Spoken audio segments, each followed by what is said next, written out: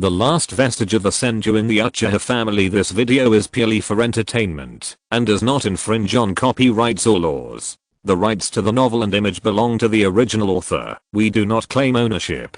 Don't like waiting and want to listen to this fanfic in full now? Subscribe to our Patreon, where you'll find the best fanfics. Chapter 26 Unoki's Considerations. The Iwagakure village has no successor, so they can only rely on this war to take a gamble. Konoha has gradually decayed, and the powerful ninjutsu professor no longer has the vigor of his youth. Inoki wants to fight for his unpromising juniors. Even if Iwagakure is defeated in the end, what does it matter? As long as Shiratori Hirozen is still in the position of Hokage, Konoha will continue to adopt a conciliatory foreign policy. They can't do anything to Iwagakure. At most, they will sign a ceasefire agreement that is as worthless as a piece of waste paper. Not to mention ceding land and paying compensation. They may not even need to apologize. But Kumogakure is different. If Konoha pursues a deformed kingly way, then Kumogakure advocates the ultimate tyranny. If Konoha dies, Kumogakure will definitely take its place and become the new overlord of the ninja world. This new overlord may be very interested in the challenging task of unifying the ninja world. By then, compared with the isolated water country and the barren wind country, the earth country and Iwagakure, which have a decent environment, but a declining number of talents, may become the first targets to be attacked. So Konoha can be defeated, but it must not be destroyed. The four countries will work together to destroy Konoha. This is something Inoki has never considered. The Land of Lightning and Kumogakure are located on a peninsula in the northeast of the ninja world. If they need to expand their territory, the Land of Fire and Konoha, located in the center of the ninja world, are obstacles that they can never get around. First weaken Konoha, and then keep Konoha to block the passage of Kumogakure to the south, so that the two can check and balance each other. Isn't it good? It's such a kid-sama. The post-war statistics have been completed. Iwagakure Jonin walked up to Inoki. Inoki took the statistics table and took a look, and suddenly felt dizzy. Tragic. In order to kill the third Raikage and his elite troops, more than 2,000 of the 10,000 elite ninjas of Iwagakure were killed, and nearly 3,000 were seriously injured. More than half of them were injured or killed. He himself was stabbed in the waist by the Raikage, and was seriously injured. Clean up the battlefield, take the wounded and the sacrificed, take the Raikage's body away, we evacuate. Originally, he was thinking about whether he could launch a surprise attack on the Land of Fire and give Konoha a surprise. Now it seems that it would be good if he didn't get attacked by Konoha. Inoki knew that in his current state, if he ran into the ninjutsu professor who was still at the end of his peak, he would probably kneel down. While waiting for the Iwagakure ninjas to clean up the battlefield, Inoki's mind wandered from Shiratori Hirozen to Senju Tobirama, from Senju Tobirama to Senju Hashirama, from Senju Hashirama. Inoki couldn't help but tremble all over. He thought of that man, the shadow of his youth, Uchiha Madara. The third Raikage is very strong, but in his position, his deterrent power is not even 1/10 of that of a hot man. If the first Hokage of Konoha was not Senju Hashirama, but that guy. Inoki shook his head, unwilling to think about it anymore. Senju Hashirama is a well-deserved god of ninjas, and his personal strength almost breaks the limit of people's imagination. But as a leader, his ideas are too idealistic, and even a little naive that does not match his age and status. If Uchiha Madara was in power in Konoha, there might not be so many troubles in the ninja world today, and I would probably have been killed by Madara with a knife decades ago, and then thrown on the ground and buried without caring. Today's Konoha, after the death of Senju Hashirama, no longer has the aura of the ninja world overlord who had the final say. Unless Konoha can produce another Uchiha Madara. How is this possible? Inoki sneered, amused by his own thoughts, and the result is this smile. Click. Hiss. My waist, waist, waist, waist. Hiss. My waist. Ibaki, be gentle. You are applying medicine, not torturing me. Sorry. Uchiha Shiratori lay on the ground, allowing Ibaki to lift up his clothes and pull down his waistband. There was a shocking wound on the back of his waist. Yuhi Kurenai took the bandage and ointment, observed the condition of the wound, and prepared to apply the medicine. Asuma, who was resting next to him, took a bite of dry food, with a face full of jealousy. I say, what are you jealous of? Are you jealous that I can lie down and others can apply medicine? Or are you jealous that they can blatantly look at my butt? Damn, are you a pervert? Asuma's eyes were blatant. Wait, don't pull my pants anymore. Shiratori stretched out his hand to defend his pants, not letting Kunoe pull them down any further, otherwise he would really be able to see the butt crack. Kunoe smiled sweetly and applied the ointment on Shiratori's wound. Seeing this, Asuma next to him almost drew his sword. While enduring the pain of drug stimulation, Shiratori reflected on his previous battle. Damn, the novice protection period is over. To be honest, Shiratori is indeed a genius that appears once every 100 years in Konoha, and his total chakra is close to that of a jonin. But this child's body still brings him great limitations. In terms of physical fitness alone, he is just equivalent to an ordinary adult chunin. It seems nothing special, but don't forget that Shiratori is only 7 years old this year. The reason why his strength sometimes seems extremely unreasonable is because he uses the secret technique of the Senju clan to increase his strength through chakra. However, this secret technique also has a great limitation. That is, the chakra consumption is very terrifying. Even with Shiratori's total chakra, he dare not use secret techniques all the time in battle. Considering the Sharingan, fire escape and swordsmanship, it can be said that Shiratori's normal state is only an elite chunin, but he can intermittently become a special jonin who specializes in close combat, fire escape, and illusion. Therefore, in the 10-day squad encounter between the southeastern camp of Konoha and Kirigakure in the forest, Shiratori's performance was not that amazing compared to other senior chunins or jonins. Except for the 2 unlucky guys who were stolen by the Sharingan illusion on the first day. But unlike the previous encounters, this time it was a large-scale encounter between the 2 sides, with many witnesses, so a piece of news spread among the Kirigakure ninjas. A little bastard from the Uchiha clan appeared in Konoha, and he was very insidious to cover the clan emblem on his clothes. That little bastard is very strong, and has a lot of chakra. He especially likes to use Sharingan illusions to sneak attack. Everyone must be careful. So while the Sharingan sneak attack tactics were completely cold, Shiratori was also paid special attention by the Kirigakure ninjas. The wound on his lower back was cut by an enemy who took the opportunity to sneak attack today. If his team leader Jonin was not strong enough, he might have been hacked to pieces by the Kirigakure ninjas on the spot.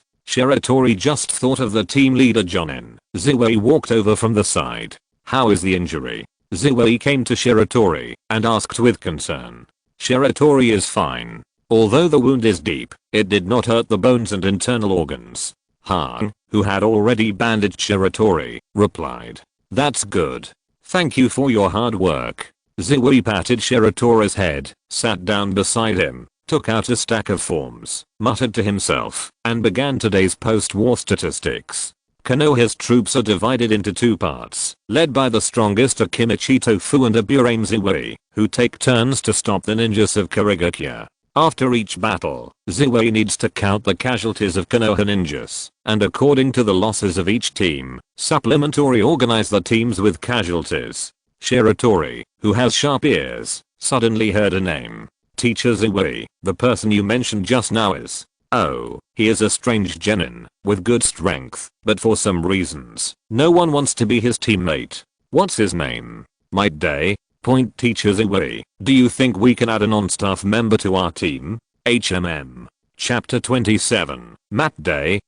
My youth is burning again. In the makeshift camp, a bearded uncle wearing a strange green tights sat cross-legged in the open space, with no one around him within 10 meters. He grabbed the inferior food and stuffed it into his mouth while making embarrassing sounds of picking his feet. The other ninjas stayed away and looked at him with disgust from time to time. Might Day, a 10,000-year-old genin, a legend in the southeast camp. His strength has long exceeded the limit of genin, but for well-known reasons, he has never been promoted. Compared to his status as a genin and his strange words, the most annoying thing is his attribute of betraying teammates. He can only use physical skills to fight the enemy, and he will choose to get close to the enemy in every battle. In addition, his brain is not very smart, so the following situations often occur when his teammates find the right time to use a escape technique. He screams and blocks the trajectory, taking the damage from his teammates for the enemy. When his teammates throw kunai, he continues to scream and blocks the trajectory, and the kunai directly pierces his thigh.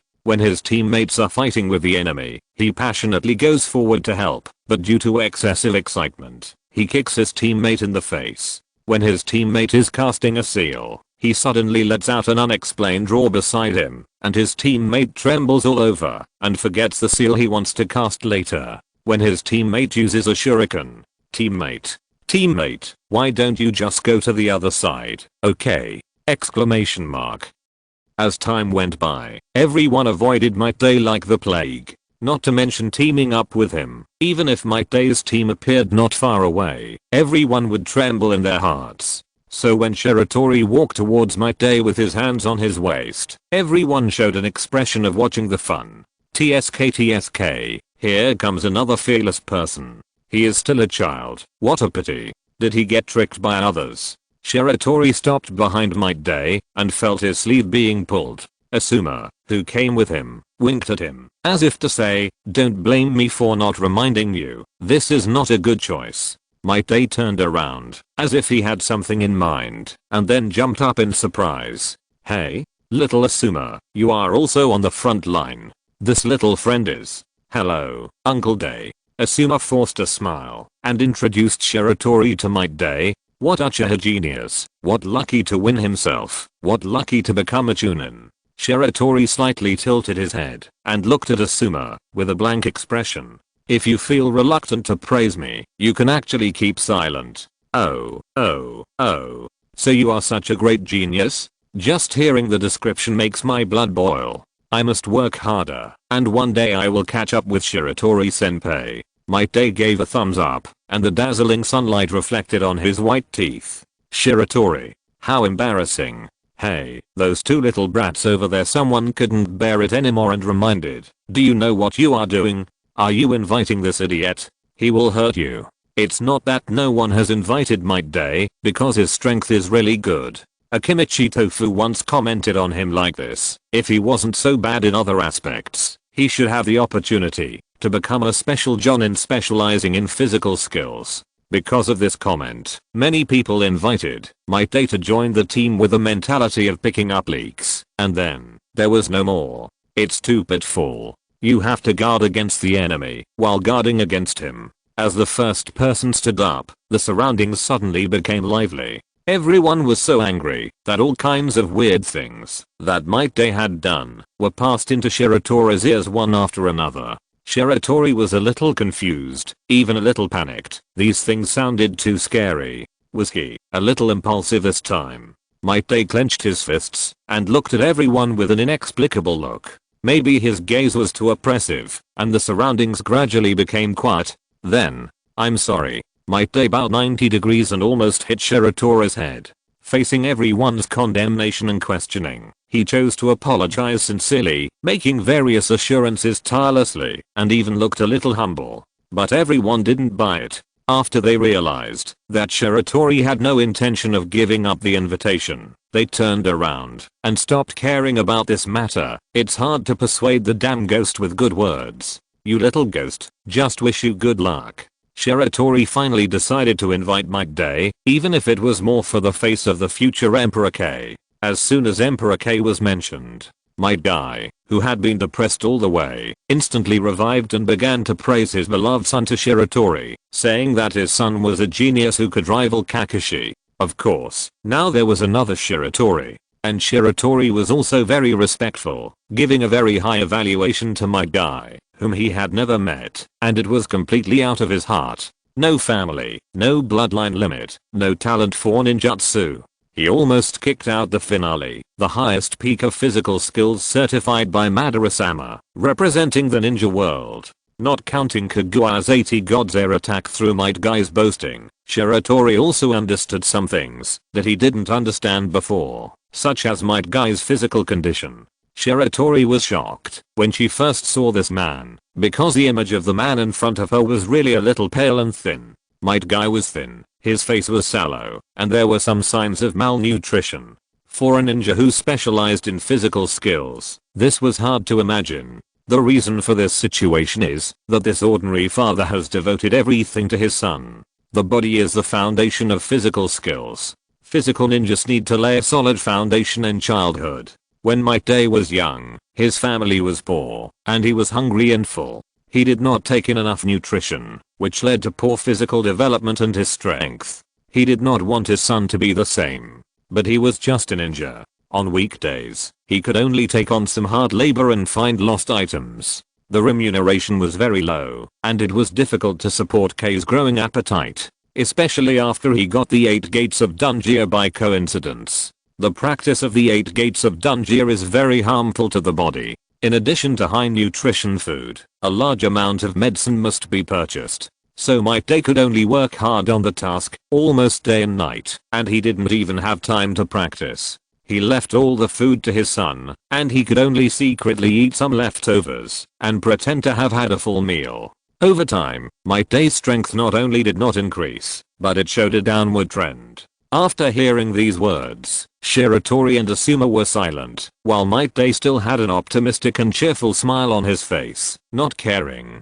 Perhaps, this is his father. Uncle Day. Shiratori suddenly spoke, smiling. From now on, I will pay for your meals. Ah. No, Might Day tripped, and almost fell, when he heard this, and quickly refused. You will become my subordinate, and it should be so. It's settled. Shiratori waved his hand, not giving the other party a chance to refuse. Might Day opened his mouth. His heart was full of emotion, but then his face turned red again. What's wrong? Can I give this opportunity to K? I know this is a bit too much, but, Shiratori was stunned, then smiled and said, okay. Thank you very much. Our Uchiha clan will pay for all the meals for you and your son. Looking at Might Day's dazed expression, Shiratori smiled and quickened his pace. Anyway, it's not me who spends money, my old man is rich. It's okay, eat whatever you want. From now on, we will eat the best food, use the best medicine, and even let you and your son read some of the physical skills recorded in the Uchiha clan. Old man, don't blame me for making decisions on my own. This investment is a sure win. No, it's a big win. His son was the one who almost kicked our resurrected ancestor to death. Big brothers, I'm here to ask for votes, and most importantly, follow-up reading. Follow-up reading is really important for the new book. Please try to turn to the last page of the update. Thank you. If you're listening to this novel on a channel other than Fanfic World, it means they downloaded and uploaded it without effort. We cordially invite you to visit our channel, Mundo Fanfic Novelos. There you'll find the original version of this story and you can explore many other novels of various genres. We're waiting for you to immerse yourself in a world of incredible novels. Chapter 28 Reinforcement. Might Day became a non-staff member of Shiko's team. Hang and Ibiki warmly welcomed him. After all, he was K's father, and they were familiar with each other. At first, Might Day performed well in some simple reconnaissance missions, which made Shiratori wonder if the ninja's descriptions of Day were mixed with too much personal emotion. Until the first battle, Might Day relied on his unpredictable and coquettish movement to almost catch Shiratori's fireball with his back of the head. After the battle, Might Day felt very guilty and apologized to his companions. What could Shiratori do? Of course, forgive him. Then in the second battle, Might Day rushed forward without warning and collided with Shiratori. If Shiratori hadn't reacted quickly enough to add an illusion to the enemy to interrupt the seal, he would have almost killed the opponent twice. It was so scary. Shiratori finally understood that Might Day's combat ability was acceptable, and other things like tactical coordination were almost comparable to Uchiha Jing. You ask who Uchiha Jing is? She is the auntie who sells sesame cakes in the Uchiha clan. Even Aburamzui was a little helpless. Finally, after everyone worked together, they came up with a solution that was not a solution. Let Might Day go alone. In every battle after that, Captain Zui had only one request for Might Day: aim at an enemy and kill him. The rest of the support, cooperation, have nothing to do with you. Even if your teammates are about to be killed, you are not allowed to come over. After defeating the enemy in front of you, you will replace the next one who is not in charge and continue to beat him. This is indeed a bit useful. Although the green-clad tough guy will accidentally break in from time to time, the overall fighting style of the team has become much more normal. In this way, Shiratori fought against the enemy while guarding against his own people, and his actual combat experience was rising.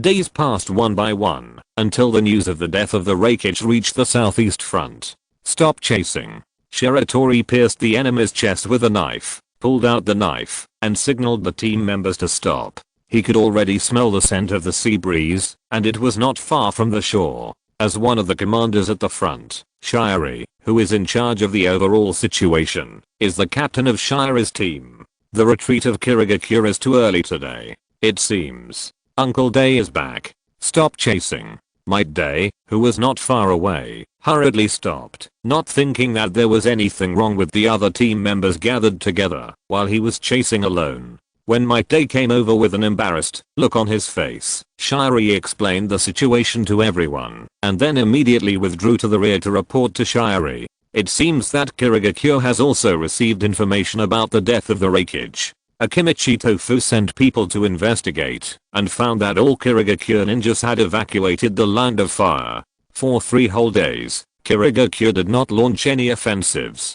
Konoha's front line also pushed forward until it recovered the southeast camp. To be precise, it was the ruins of the camp. The Konoha ninjas thought they had taken the wrong path. Kirigakure was really rude. Before leaving, they completely demolished the southeast camp, which was as big as a small town, without even leaving the load-bearing walls. It's just a bunch of locusts. Looking at the ruins in front of him, Akimichi Tofu felt a toothache. He had no choice but to order the cleanup of the ruins and rebuild a new camp in the shortest possible time. At the same time, when the ninjas on the southeast front recaptured the camp, the village's reinforcement finally arrived, if they can really be called reinforcement. Is this the southeast camp? Why is it different from what I imagined? It should be called the southeast ruins. Did the front line collapse? Impossible. The commander of the front line is Master Kwafeng, a powerful ninja of the same era as Master Hokage. It doesn't matter if we lose, just look at how I turned the tide of the battle. Hate it. Stop being such a pessimist. So nervous. I haven't been on the battlefield yet. Will I be a drag? A bunch of children came to the front line chattering. Their young faces were full of curiosity, and some of them had innocent smiles on their faces. Seeing this, Shiratori had an indescribable feeling. I always felt a little blocked in my heart. So young to go to the battlefield? They are still a group of children. You are also a child, Master Shiratori, and you seem to be younger than them. Mighty Day came to Shiratori and joked, forcing a slightly forced smile on his face, trying his best to suppress the uneasiness in his heart, because he saw a person in the crowd. As if sensing Might Guy's gaze, a young man with thick eyebrows in a green tights turned his head and shouted in surprise, "Dad!" Might Guy, who was only 11 years old, ran to his father and clenched his fists. "Dad, I have been practicing hard during the days you were away, and I didn't waste my youth." Oh, you are so excited. You are worthy of being my son. How about we run 10 laps around the camp together? Okay. Just listening to it makes my blood boil. Uncle Day and Ake hugged each other tightly, and the strange cry attracted everyone's attention. Shiratori, who was also in the center of everyone's sight, wanted to bury his head in the ground in embarrassment. No, when you two father and son perform this iconic meeting etiquette, can you stay away from me? Shiratori wanted to run, but was pulled back by Might Guy. Then the 3 of them hugged each other. Day. Okay, this guy's called Uchiha Shiratori, and he's Dad's captain. He's a genius who's even better than Kakashi, and now he's already a chunin. K, that's awesome. Thank you for taking care of my dad. Sorry to bother you. Shiratori. No trouble. K, Uncle Shiratori, please accept my challenge. This is a youth showdown between men. Shiratori. Next time for sure. What, uncle? K, your dad's captain. Of course I have to call you uncle. Shiratori. That's not necessary. Just call me Shiratori. K, Uncle Shiratori, you're a genius, right? Are you better than Kakashi? Shiratori. Let's talk about this topic later. Can you let me go first? Day. Hahaha. Dad, I think Boss Shiratori is better than Kakashi. K. Really? I don't. Shiratori, listen to me carefully, you two bastards with thick eyebrows. Let go of your hands. Feeling the strange gazes of the crowd, Shiratori wanted to cry, but had no tears. Damn. I will be too ashamed to see anyone in the future. Not far away. Is that Uchiha Shiratori? The genius ninja of the Uchiha clan. He doesn't seem to be anything special. Ebisu, who is in the same team with K, adjusted his sunglasses and was eager to try. Since he is famous, he should be stronger than us, even if he looks like a child. Put away the idea of challenging him.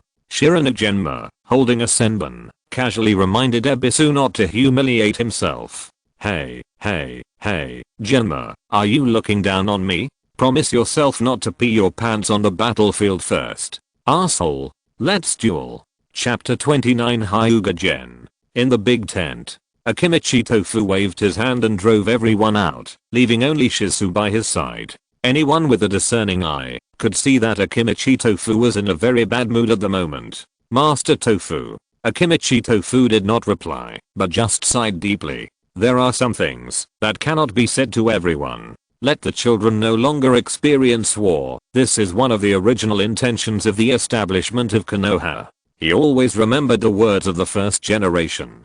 During the warring states period of the ninja world, the major ninja clans fought each other, and even children would not be spared. The reason why the Senju, Uchiha and other clans formed an alliance was that they did not want to be manipulated by the nobles at will, on the one hand, and on the other hand, they could no longer tolerate innocent children being affected by the war.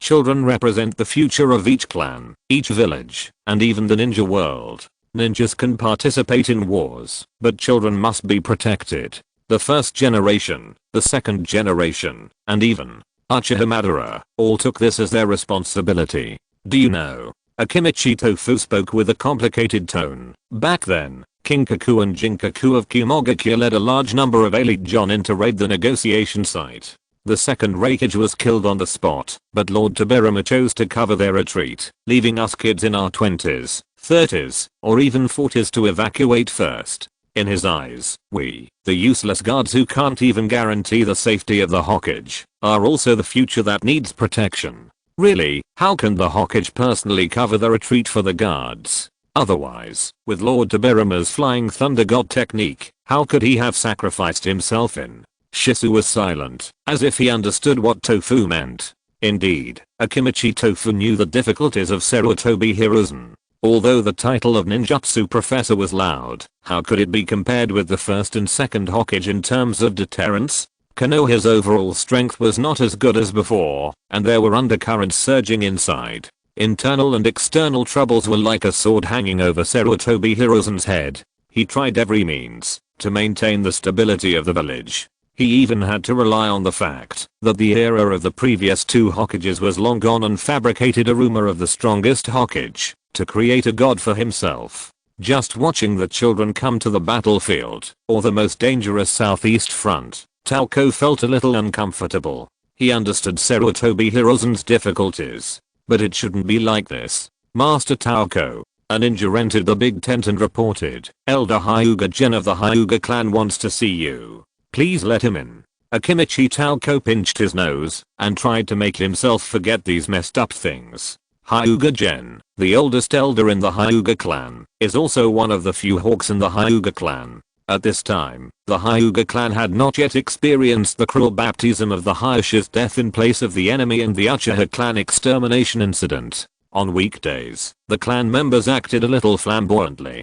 Although they did not have the arrogance of the Uchiha clan who looked down on everything, they also had a sense of pride and arrogance. Hyuga Gen's style of doing things was even more famous for being cold and tough. Now Akimichi Tofu has a deep understanding of this, and he wanted to slap the chattering old man in front of him to death. Tofu boy, I watched you grow up. Even your father would call me senior when he saw me. Now facing my request, how dare you be so perfunctory? Hyuga Gen did not take Akimichi Tofu, the commander of the southeast camp, seriously at all. His words and deeds all showed a sense of taking advantage of his seniority and looking down on others. It is well known in the Konoha Jonin circle that the southeast front was strategically abandoned. Even if Akimichi Tofu resisted the attack of Kirigakure, he would not be able to escape the fate of losing troops and generals. After this battle, his reputation would inevitably plummet, which made Hyuga Gen, who already looked down on the opponent, even more arrogant. Elder Gen, I have already said it. Tofu took a deep breath and suppressed the anger in his heart. I'm sorry about the matter of Hyuga Takashi Jonin. It is true that the southeast camp did not react in time and did not give enough warning to the second batch of transport troops, but now Kirigakure is eyeing them covetously. We can't ignore the defense of the front line and send a large number of ninjas to search for Hyuga Takashi's traces. My son disappeared inexplicably. Don't you, the southeast camp, want to take responsibility? There is no immortality in war. Hyuga Takashi Jonin is worthy of respect. We have never given up the search, but sending a large number of ninjas. Sorry, I can't give up the entire southeast front for one person. Tofu's emotions were a little bit overwhelmed. Can't give up the southeast front? Hyuga Gen sneered in his heart. Is this a question of whether you are willing to give up? Kirigakure dispatched 8,000 elite ninjas, but where are you, Akimichi Nofu? Only 2,000. It is impossible to hold the southeastern front unless Kirigakure does not launch a full-scale attack. But how is this possible? The best countermeasure now is for the southeast camp to fight and retreat at the same time, to hold back the Kirigakure troops and wait until the main force of Konoha defeats Kumogakure in the northeast and then move south along the coastline to surround Kirigakure and annihilate them in the heart of the Land of Fire. But Akimichi Nofu would never agree to this, because this move is equivalent to letting Kirigakure ninjas do whatever they want in the Land of Fire, which will definitely cause a large number of innocent civilian casualties. In theory, the best outcome for the southeast camp is to perish together with the Kirigakure troops. By then, even if Akimichi Tofu didn't die, he would be relieved of all his duties, and he would definitely take the blame. Although the tragic ending of the southeast camp was due to the decision of the top leaders and the lack of support from the village, the Sandaime and the consultant's skillful ability to pass the buck meant nothing. Since the southeast camp and Akimichi Tofu are destined to withdraw from the stage of history, it's better to do something useful now. After figuring out these things, Hinata Gen's tone became more and more impolite. Boy, I don't need to say much about the value of the Byakugan to Konoha. Don't forget that my son is the head of the Hyuga family. Don't you know what a pair of Byakugan without the protection of a caged bat means? Yes, but I have to be responsible for the entire southeast front. At this time, even the usually gentle Uchiha Shizu couldn't hold back and wanted to stand up and refute the other party, but was stopped by his boss. Facing Hinata Gen's aggressiveness, Akimichi Tofu refused to give in and looked directly into the other party's eyes. The two sides stared at each other for a long time. Hinata Gen finally backed off. He looked away and said with a gloomy expression, I want to see the other members of the transport team. Okay. Kwufeng turned to look at Shizu, call Ziwei and the others over. Shizu glared at Hinata Gen before leaving and responded with a disdainful sneer. What an impolite Uchiha brat, Hinata Gen thought to himself. He had no idea that there were many people in the Uchiha clan who were even more impolite than Shizu, and he would soon meet one. A few minutes later, Shiratori followed Aburame Shuei into the big tent. After seeing the newcomer, Hinata Gen snorted coldly, and with his nose turned up, he deliberately put on an arrogant and domineering look, as if he was a big shot. Maybe it was a bit of judging people by appearance, but when Shiratori saw Hinata Gen for the first time, she felt that she would not like this old man, because the other party looked a bit like Denzo, with the same gloomy and serious face, and also liked to squint his eyes into a thin line. Can you see things clearly with your eyes so small? It's easy to bump into a tree when you go out. What? The other party has white eyes. Can see through things? That's fine. Hinata Gen also cooperated very well and said a bombshell. You deliberately abandoned my son and chose to run away. Chapter 30 The naturally arrogant Uchiha. You are the ones who abandoned my son and chose to run away. As soon as these words came out, including Sarutobi Suten, who had been a little depressed in recent days, couldn't help but look up, with an incredible look on his face. No, where did this idiot come from? Hyuga Gen ignored the gazes of the crowd and continued to chatter. Then there was a 10-minute long questioning and scolding. Hyuga Gen was not a fool. As Sutan was the eldest son of Shiratori Hiruzen, he naturally didn't dare to speak ill of him, so he poured all his main firepower on Shuei's team and Chosa's team. Faced with Shuei and Chosa's explanation, Hyuga Gen was not moved at all. He insisted that it was the other 3 Jonin captains who watched him die without saving him, forcing them to mobilize their own and even the family's energy to pressure Kwafeng to do their best to find Hinata Takashi, otherwise he would report them to the Hokage. Ziwei is the chief of the Aburame clan, Shiratori Sutan is the son of the Hokage and the junior chief of the Shiratori clan, and Chosa is the eldest son of Tofu. If these 3 people support Hyuga Gen's decision under pressure, then Akimichi Tofu will not turn a blind eye. As for the safety of the front line, what does it have to do with him? Shiratori was furious when he heard it, and he wanted to print the souls of his shoes on that old face. He finally understood that Hyuga Gen felt sad about his son's disappearance, but not much. This old guy cares more about the pair of lost Byakugan of the main family. Don't underestimate the importance of a pair of Byakugan of the main family to the Hyuga clan. For this, they can do anything. But this old guy is too arrogant, isn't he? What does he think the Hyuga clan is? Is it because he stays in the clan for too long and listens to too many flattering words that he doesn't know who he is? If the commander here is not the kind-hearted Akimichi Tofu, but that guy Shimura Dunzo, you will be chopped off and fed to the dogs now. And your Byakugan will be re-employed in the eye sockets of a root ninja tomorrow at the latest. My old man is not as arrogant as you. It is a well-known fact that the southeastern front has been abandoned. Compared with meaningless resistance, ensuring that the Byakugan will not fall into the hands of villains is the top priority, not to mention that it was because of you, idiot. Before Hinata Gen finished speaking, he vaguely heard a word with an unknown meaning, and he always felt that it was not a good word. He looked in the direction of the sound and found that Shiratori was also looking at him with a squint. Are you Uchiha Shiratori? What else? You know it and still ask. Shiratori's tone can be said to be very respectful. Hinata Gen narrowed his eyes. You seem to have some different opinions on what I said, kid. Abandon the southeastern front and prepare to let Kirigakure march straight in.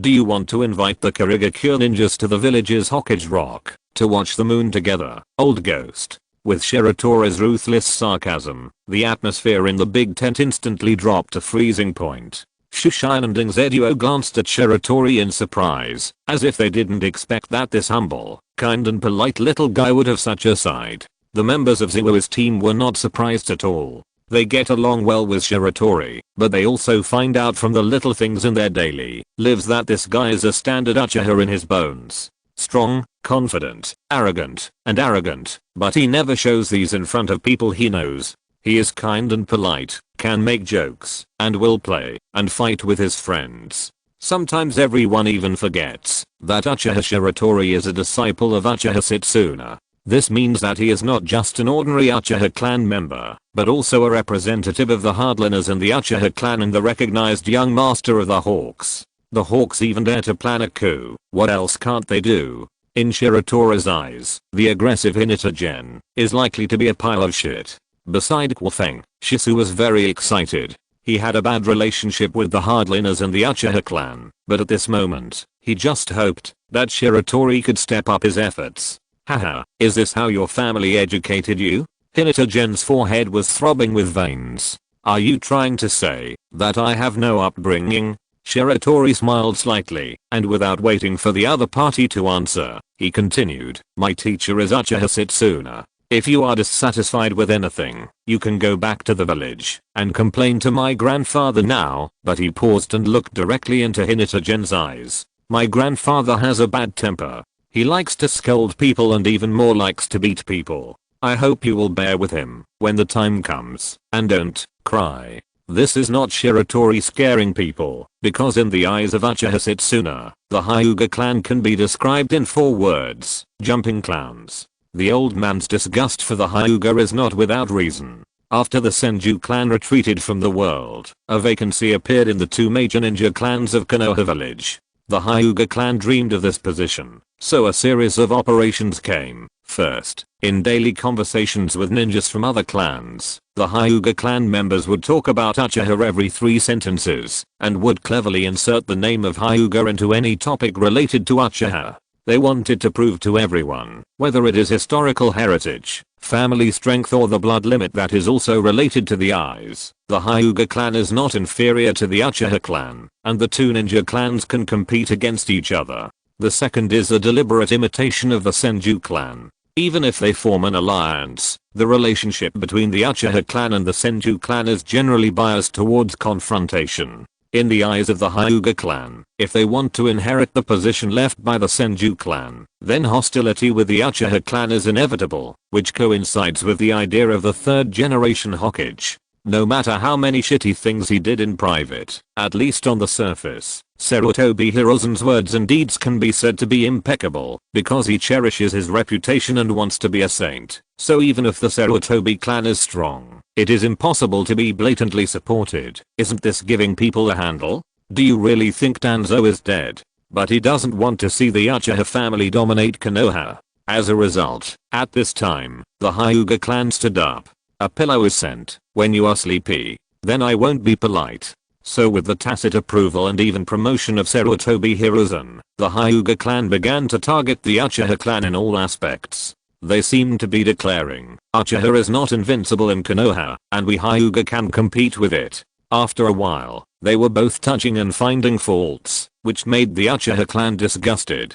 After drinking once, Setsuna also spoke out his true evaluation of the Hyuga clan. Shiratori was shocked after hearing this, and thought that these words must not be heard by the Hyuga clan, otherwise those cataracts would definitely pick up their weapons and fight with us red eyes in the street. Hyuga, haha. They care too much about what others think, and regard status and false reputation as more important than anything else. These idiots wish they could put a mask of pride on their faces, to cover up the inferiority complex that is deep in their bones when facing us Uchiha. As famous as Uchiha and Senju? Do they deserve it? Just because Senju disappeared, they want to take his place.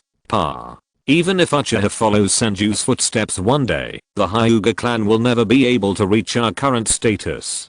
Just like the Hyuga clan in the Warring States period, these guys are actually very unconfident in their own strength, and they are extremely insecure. Even if they really become the so-called No One Ninja clan in Konoha village one day, they can only be dogs for others. No matter what the dog owner does, these obedient dogs will not dare to fart. Basically, it can be said that how the Chinese in Shiratori's previous life viewed the universe kingdom, Uchiha Setsuna viewed the Hyuga clan the same way. It is mixed with extremely strong personal emotions, and may be biased in some places, but it still makes sense. Just like now. Hyuga-gen was so angry that his eyes were almost red, but he just clenched his fists and stared at Shiratori. After Shiratori mentioned Setsuna, the old man didn't even dare to say anything harsh, let alone teach him a lesson, for fear of being recorded in his little notebook and going back to complain. Who is Uchiha Setsuna? He was a madman who dared to draw his sword in front of the 2nd generation Senju Tobirama. If he really brought people to attack, plus the Aburame and Akimichi clans would add fuel to the fire, and the new clan leader Hyuga Hayashi had always been at odds with him. Hyuga-gen, the elder of the main clan who usually showed a tough face, was already a little scared. Shiratori also felt that it was about the right time, but unfortunately some people wanted to add fuel to the fire. Wait. You can't go in. Inside, get out of the way. With the shouts coming from outside the tent, 4 jonins broke in regardless of the obstruction of the guarding ninjas. Shiratori took a closer look. Wow. They were all familiar faces. These 4 jonins were from Uchiha, and the leader was none other than Uchiha 8th. Little white bird, are you okay? What can happen to me? Yasei patted White Bad's shoulder with an appreciative expression. He had just listened outside for a while, and now he was just pretending. He turned his head to Hinata-gen. Old man, you were so arrogant just now. You were just like a wild dog barking wildly. This attack power, the old Uchiha is the one who speaks. What did you say? Hinata-gen's blood pressure, which was already off the charts, was infuriated and rose a lot. Didn't you hear clearly? Your ears are not working well. Does the bloodline limit of the Byakugan have such a big side effect? Without waiting for the other party to react, The 3 Uchiha Jonin behind Yasei stepped forward collectively, and then the 4 of them opened their Sharingan at the same time. 4 pairs of extremely deterrent 3 Magatama Sharingan stared at Hinata General. Hinata Gen stretched out his fingers and pointed at them tremblingly. His old face turned the color of liver, and even his lips were shaking. I don't know if he was afraid or angry. Old man, put your hands down. Don't point at us. Be careful or I'll chop off your fingers. You. Bang. Enough. Akimichi Kwafeng smashed the table with one palm. Although it was very exciting to watch, this was his territory after all. What do you think this place is? Huh? Lawless. Do you still have me, the highest commander on the front line, in your eyes? Do you want to fight in front of me? The Yasei and his men closed their Sharingan, as if nothing had happened, standing there nonchalantly, as if they were not the ones who had just output crazily. Hinata Gen was still trembling all over, and Shiratori even considered whether to call a medical ninja for him, so that he would not be really angry to death here. This matter ends here. Don't mention it again. All of you get out and reflect. Shiratori and the Yasei quickly retreated. You also get out. I mean Elder Yuan, you also get out. I'm going to start working. Kwafeng almost said it when he looked at Hinata General. Hinata Gen said nothing and stumbled away, which made Taoko's eyes twitch, fearing that he would collapse with his hands on his chest and die here. It is worth mentioning that the Yashiro and his men never looked at Shizu from beginning to end. Maybe they didn't notice? Maybe. Chapter 31 The storm is coming. After leaving the big tent, several ninjas of the Uchiha clan were refreshed. I can't tell. Shiratori was amazed. The strange look made Yashiro feel uncomfortable. What's wrong? Nothing. I just didn't expect that Uncle Yashiro also has such a domineering side. Uchiha Yashiro often visits Shiratori's family. He and Fengai have known each other since childhood. Their personalities are similar, and even their tastes are similar. He may be the only one who thinks that the ramen of Fengai's family tastes okay. It is such a person who has a strong Uchiha style when facing outsiders. What are you talking about? What kind of words are you talking about? I'm the elite Jonin Uchiha Yashiro. Elite? Are there elites who open the 3 Magatama at the age of 25? An Uchiha Jonin said faintly behind them. Yashiro. He stopped talking. By the way, Uncle Yashiro, why are you here? This. Speaking of it, it is related to Fengai. Yashiro scratched his head. My dad. Shiratori was stunned. Yeah, your dad did a big thing. Yashiro talked about something that happened a few days ago. In Shiratori's mind, Fengai has always been an unreliable person. But when he learned that Shiratori was trapped in the most dangerous southeastern front because of Setsuna's arrangement, he did something earth-shattering. He went to block the door of Uchiha Setsuna's house with a kitchen knife in his hand. Fengai was most afraid of Setsuna, whether in his childhood or after being expelled from the family. This time he really gave it his all. That day, the whole clan was watching at the door of Setsuna's house. They watched Fengai holding a kitchen knife, cursing at the door with red eyes, and swearing endlessly. The last person who dared to insult the first elder of the Uchiha clan so unscrupulously was Senju Tobirama.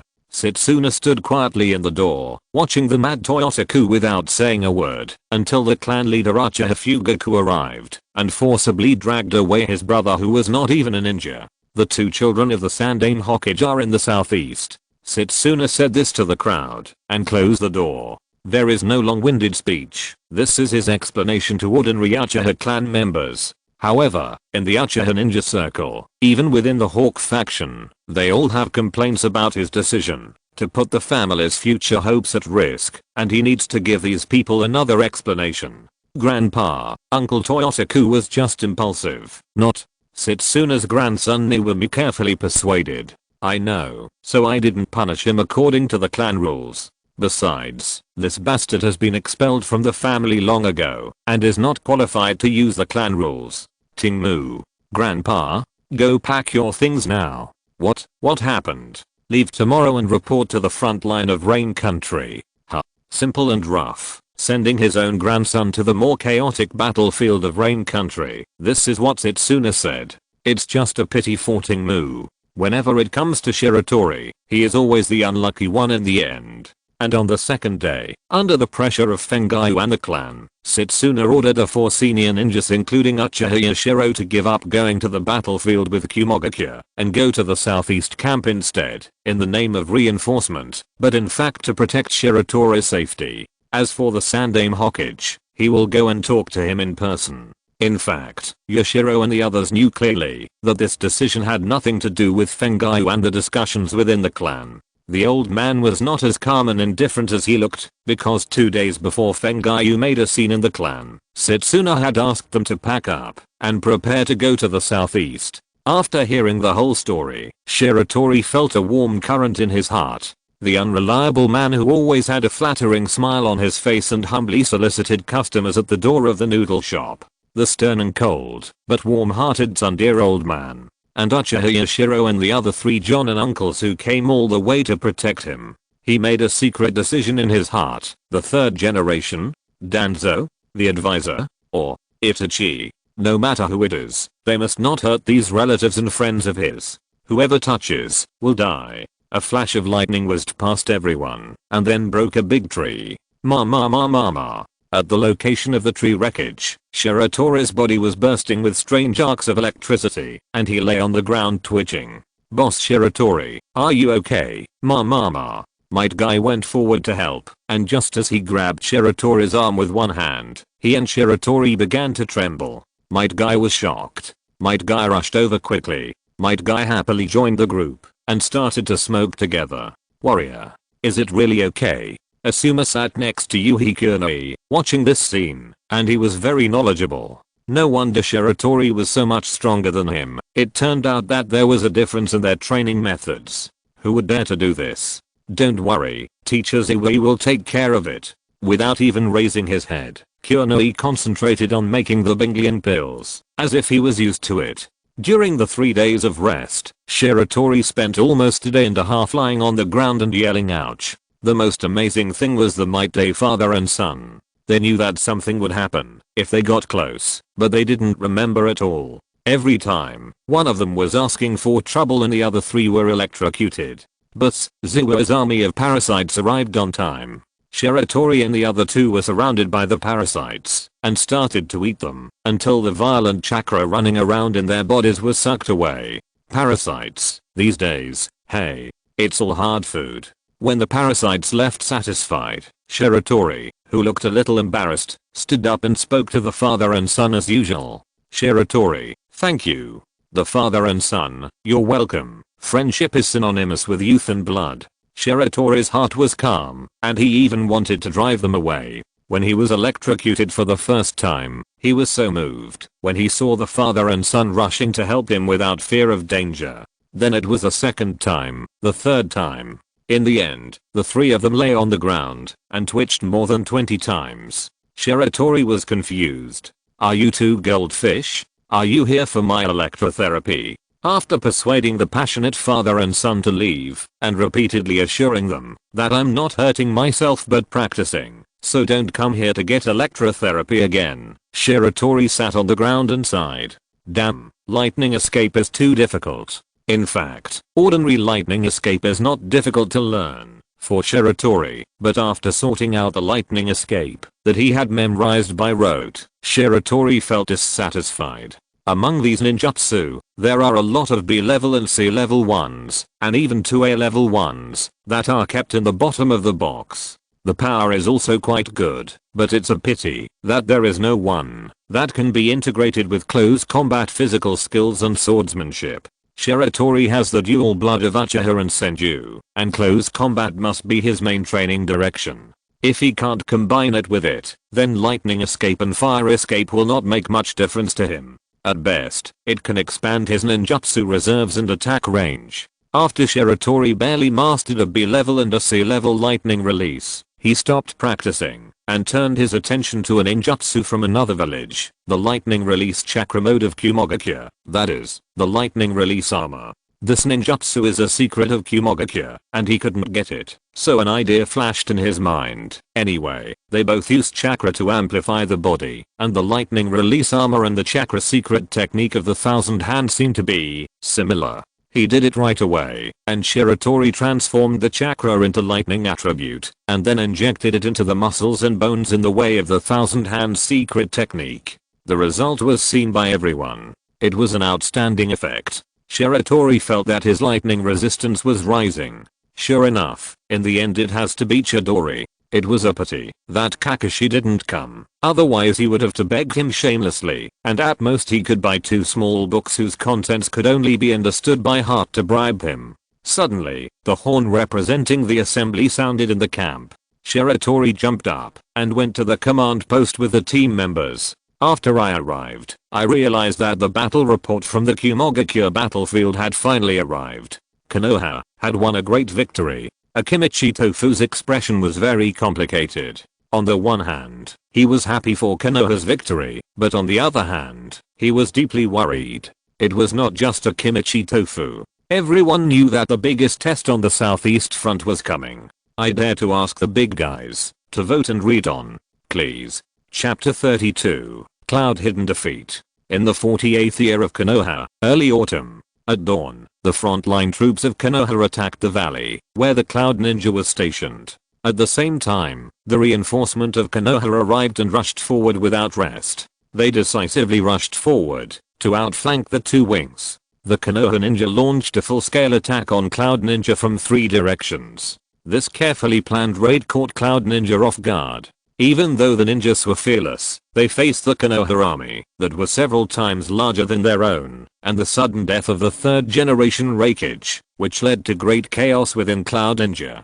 Cloud Ninja was defeated after all. They concentrated all their strength to tear a hole in the weak point of the Konoha encirclement, but the Konoha Ninja bit them tightly behind them, and ignored the property and heavy items they deliberately scattered in the camp.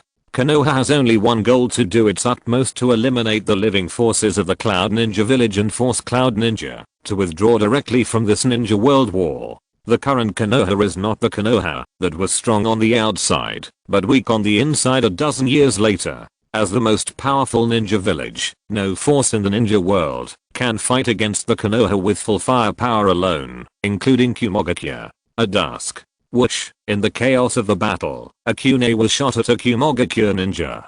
The Kumogakure ninja swung his sword and easily knocked the kunai away, but suddenly showed fear on his face. The weight of this kunai is not right. The yellow-haired Konoha ninja suddenly appeared in the air like a ghost, grabbed the special flying thunder god kunai, and stabbed it into the enemy's head without hesitation. Namake's Minato landed lightly, with no sadness or joy on his face. Unlike the smile that makes people feel like spring breeze in front of his companions, Namake's Minato on the battlefield is unusually calm. He will kill any enemy in front of him without hesitation, regardless of gender, age or young. Go to hell. Namake's Minato disappeared on the spot, dodging the enemy's attack, and then instantly appeared behind the enemy. Don't forget, the unlucky guy hadn't pulled out the flying thunder god kunai stuck in his head yet. Rasengan. The enemy didn't have time to turn around, and a look of horror froze on his face. A chakra ball was shot into his body, crushing his spine and internal organs.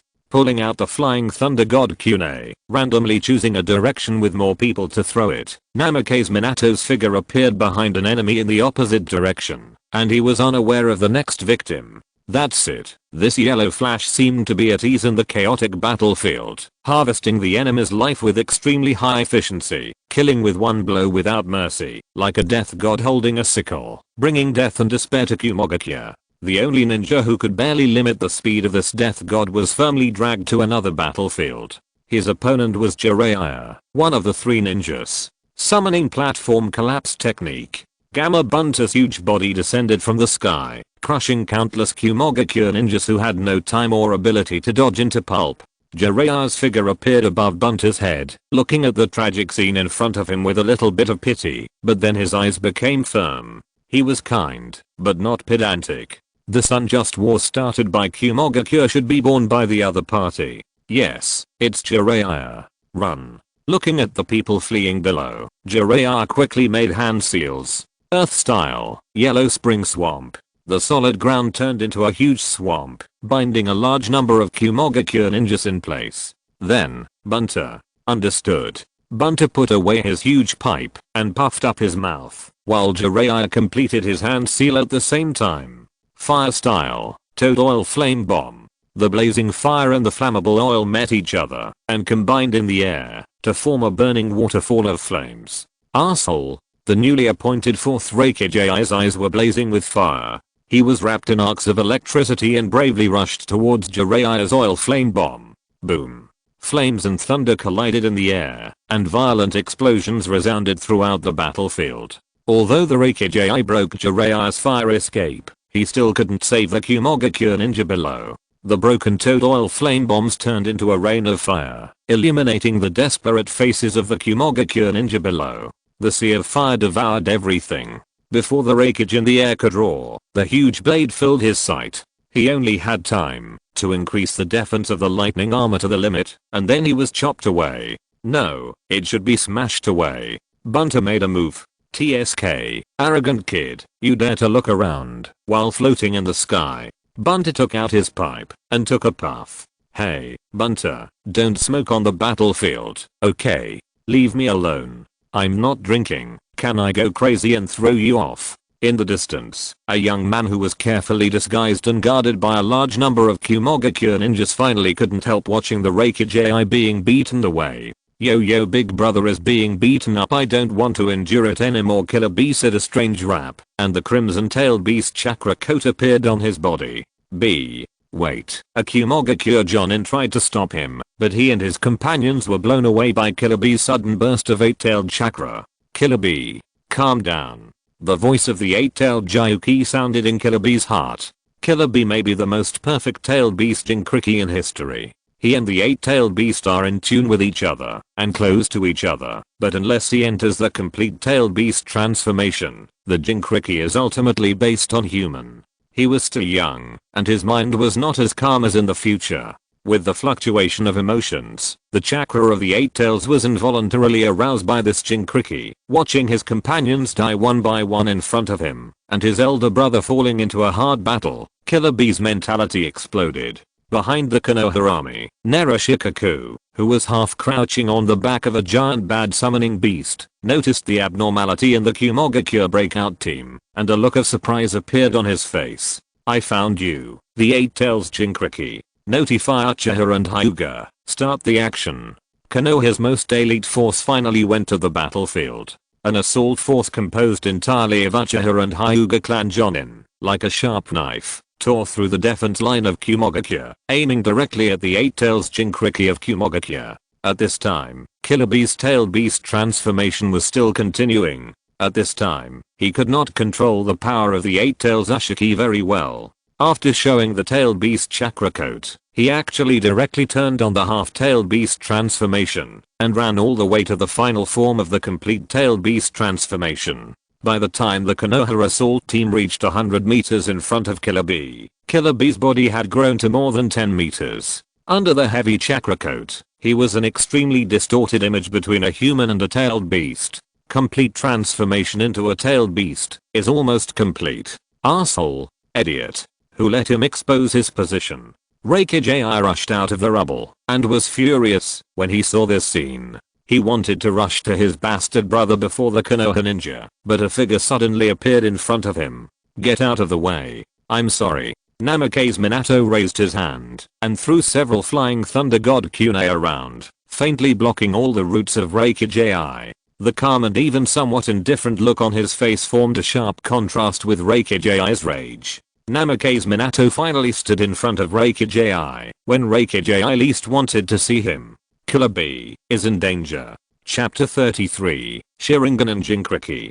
Killer B, who was about to complete the transformation into a tailed beast, roared to the sky, and the agitated chakra triggered a terrifying airwave, which blew away everything around him. And Konoha's assault team finally killed in front of this twisted giant beast. Facing two Hyuga ninjas who tried to get close, Killer B swung his thick arms and swept them away. Another Hyuga ninja jumped up from the side and was greeted by Killer B's 8 giant tails. He was slammed to the ground, spitting out blood mixed with internal organs, and it seemed that he was not going to survive. Hyuga Hayashi's face was as gloomy as water, and he tried not to look at the tragic sacrifices of his clansmen.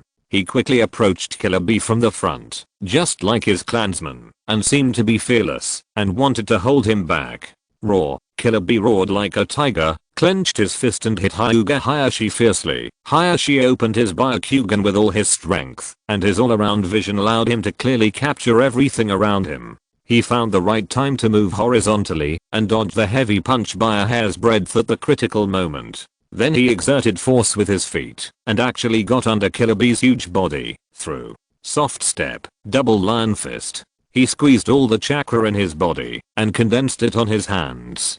Two ferocious lion heads took shape in an instant, aiming at the knee bend behind Killer B's left knee, and Hyuga Hayashi punched out with both fists. Bang! Killer B, who had almost lost his mind, was unable to react to Hayashi's attack at all. His left knee joint was hit hard, and he could not stand steadily, and fell to the side. Asshole, wake up, or quickly enter the complete tail beast transformation, and give me the control of your body. The Eight Tails shouted anxiously in his heart. Killer B, who was already mentally unbalanced, became even more irrational under the impact of the tailed beast chakra containing the power of the eight-tailed beast. His huge body slammed horizontally on the ground, causing a cloud of dust. Killer B, who had lost his mind, wanted to get up and crush the bug that attacked him, but the dust around him was torn apart by several figures. Killer B subconsciously looked up, and his eyes immediately reflected the other party's scholar eyes. Sharingan. Uchiha Fugaku, who had exhausted his pupil power at once, could not even maintain his Sharingan. His legs softened, and he almost collapsed to the ground. He was caught in time by the quick-eyed and quick-handed Uchiha clan Jonin next to him. Since you are going crazy, why not go even crazier? Fugaku pulled a smile in front of his mouth. Boom. Killer B's mind roared, and the chakra in his body was instantly chaotic. The Sharingan, or the exclusive illusion of the Sharingan, is the natural enemy of all the Jinkriki. Especially, the target of Sharingan illusion attack is not only the Jinkriki himself, but also the tailed beast. It is a pipe dream to control the eight-tailed Ushiki with Fugaku's pupil power, but it can be done if it is only a moment of interference. At this moment, Killer B and the Ushiki in his body lost control of their own chakras at the same time. The chakra of the Jinkriki himself and the chakra of the tailed beasts, which barely achieved a balance, ran away at the same time. The two different chakras that were originally blended together used Killer B's body as a battlefield and began to attack, collide, devour, and squeeze each other. Killer B's body was suddenly in chaos. The Konoha troops who had planned it in advance retreated decisively, leaving behind the terrified Kumogakure ninja. Killer B was completely crazy. His body gradually shrank, as if he was about to turn back into a human form, but his mental state became more unstable, and he even began to indiscriminately attack his teammates. At this time, the sky was dark. The Kumogakure ninjas who were hurriedly avoiding the harm of their teammates looked up blankly and saw the last picture of their life, a big toad falling from the sky. Boom. Gamma Bunter stepped heavily on Killer B, which was only half the size of before, and crushed many Kumogakure ninjas who didn't have time to run away. Jiraiya, stay away from that kid from the Nera family in the future. These smart people are all filthy. Bunter, who appeared on time again according to the pre-war plan, muttered to Jiraiya above his head. He really admired Narashikaku, and was really ruthless. Just because he knew the rumor that Killer B might be the first perfect Jinkriki in the history of the ninja world, he decided to kill him at all costs. So cruel. Gamma Bunter held the knife in his backhand and slashed at Killer B. At this critical moment, something strange happened. The blue lightning penetrated the battlefield and hit Bunter's knife heavily. The force of this blow was so strong that Gamma Bunter's knife flew out of his hand, and then the lightning continued to move forward and hit Bunter again. Bunter looked incredulous. It was impossible to dodge, and Jiraiya, who was standing on its head, was knocked over together. Reikijai fell heavily beside Killer B, his right arm twisted unnaturally. Narashikaku, who saw this scene from a distance, sighed. If the enemy is not the Reikage, but the cage of other ninja villages, Yellow Flash is powerful, and it is almost synonymous with death for the Kumogakure ninja, but it has very obvious weaknesses, especially when facing the Reikage.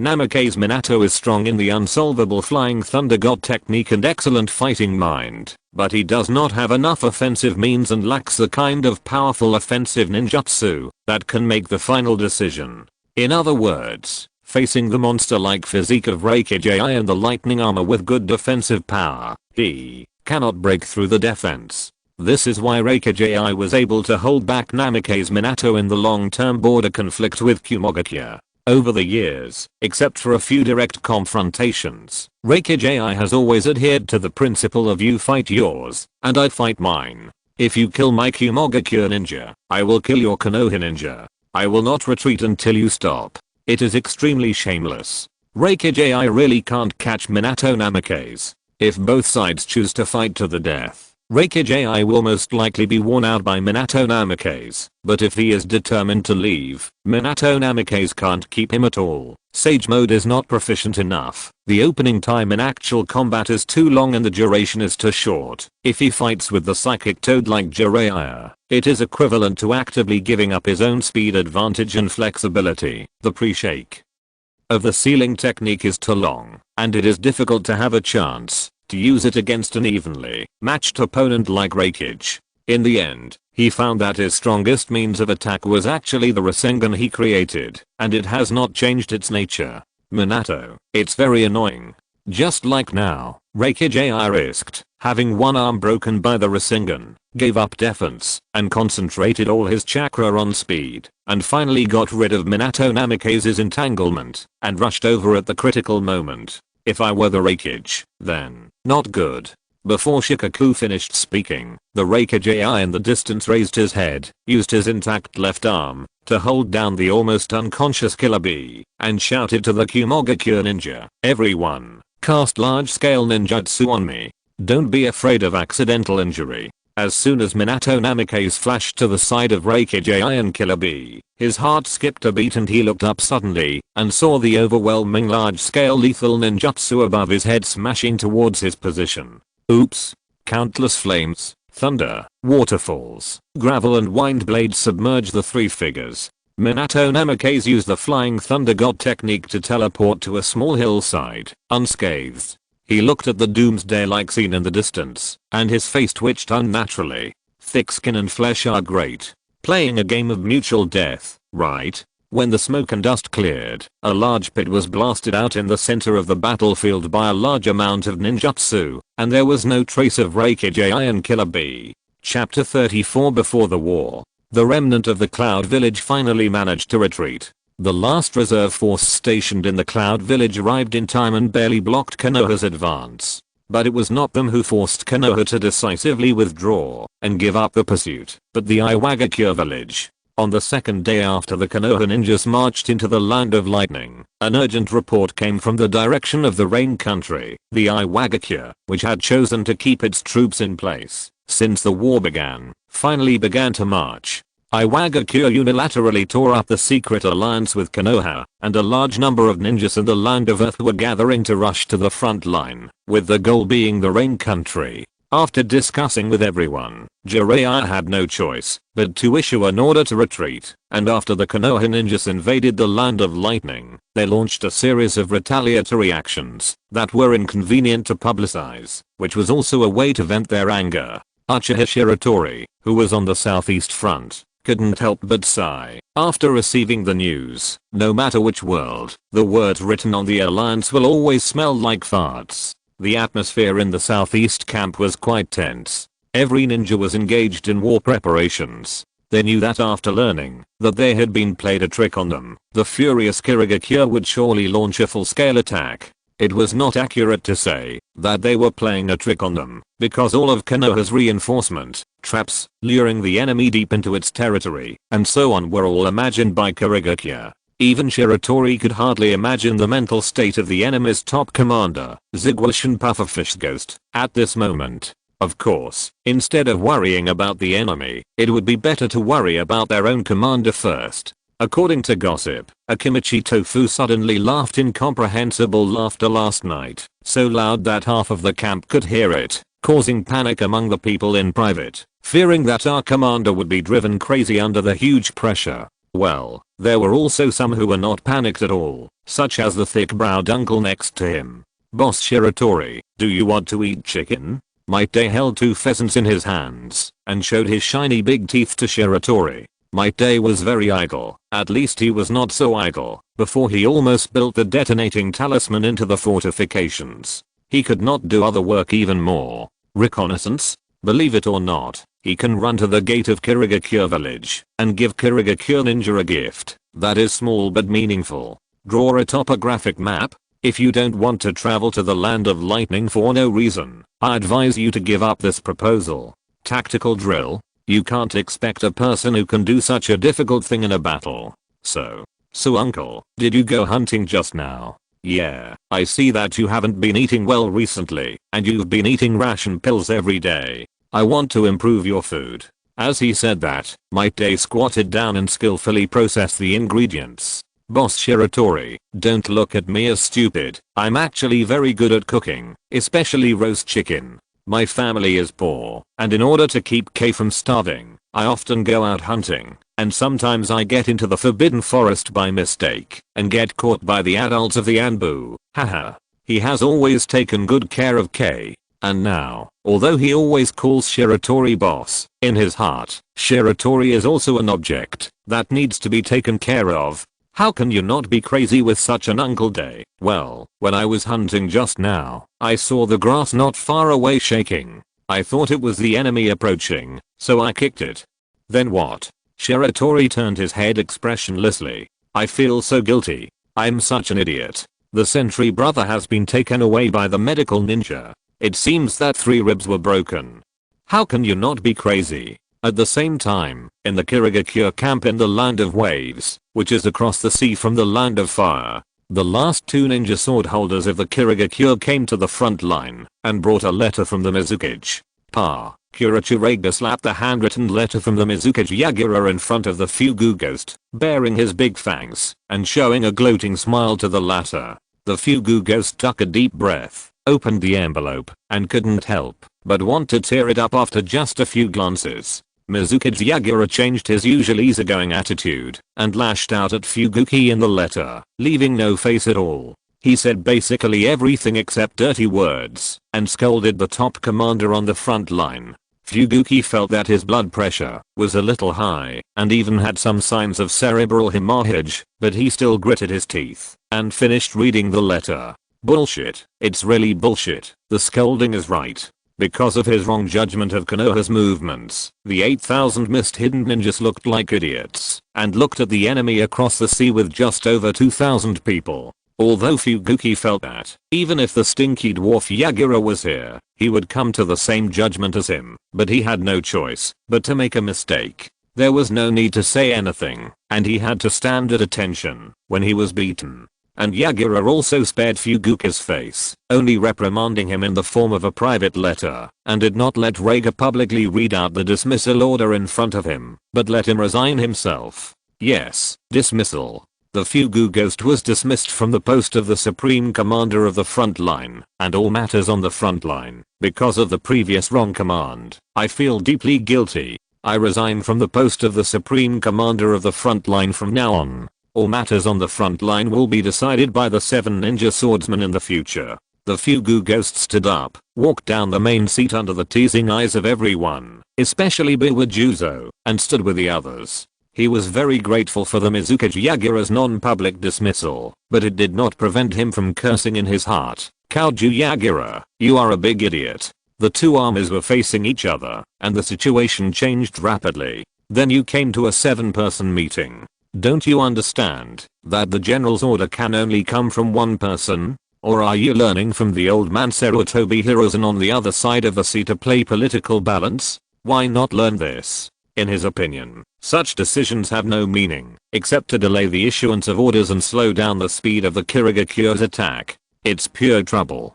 Discuss and decide with those 6 guys. Those 6 people are more stupid than each other, and even if they are put together, they can't form a complete brain. Nonsense. At this time and place, there is still one person who should object to such a naive decision.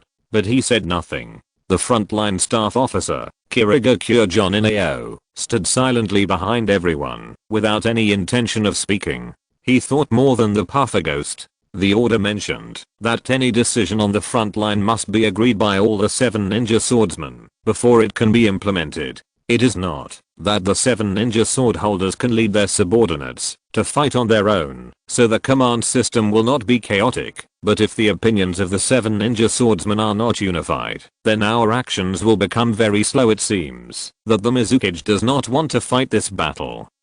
Kirigakure is originally a relatively weaker one among the 5 major ninja villages. The Cloud Village suffered more than 10,000 casualties and nearly 10,000 injuries in the raid carefully planned by Konoha. It has almost withdrawn from this ninja world war. After learning that Iwagakure has invaded, Konoha's more than 30,000 elite ninjas will definitely come back to help.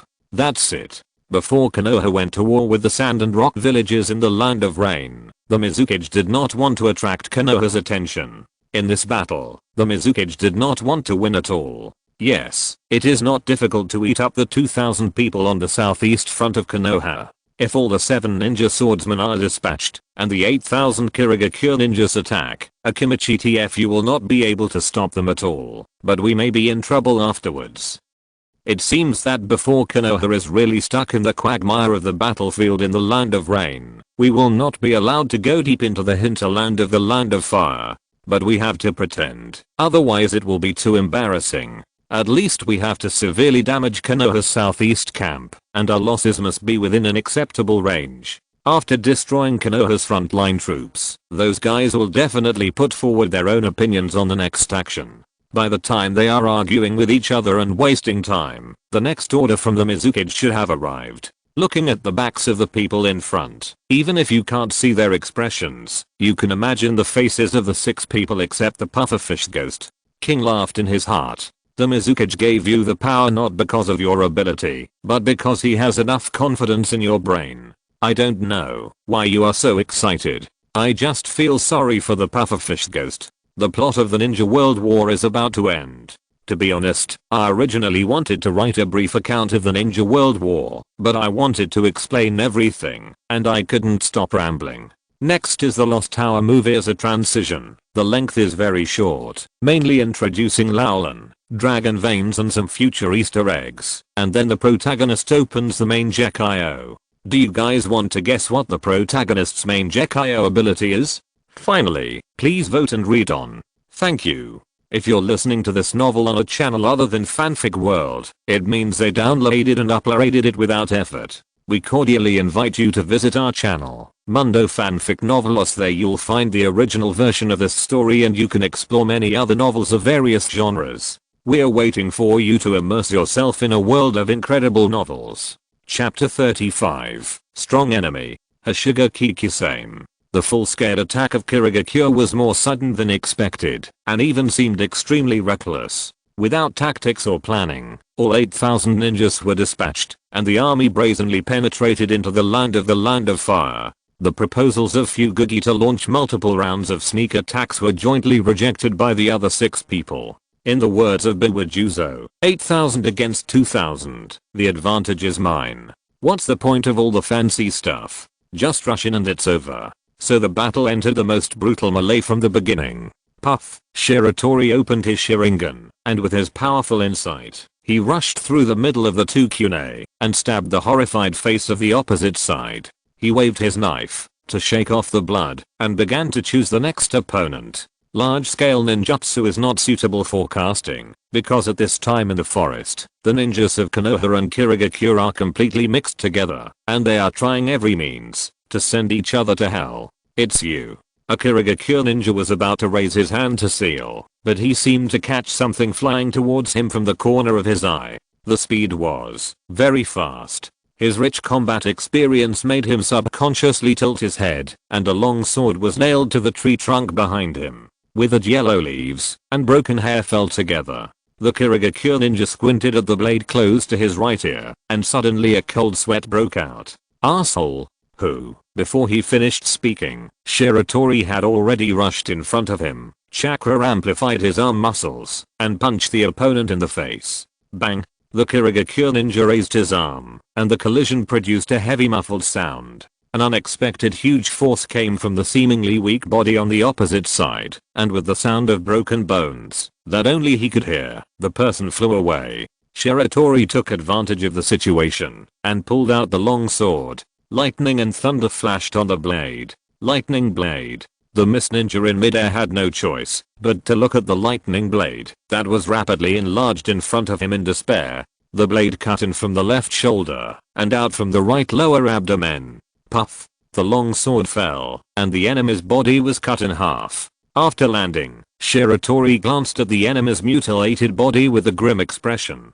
The boy who had vomited when he saw the corpse at first finally got used to fighting, got used to facing death.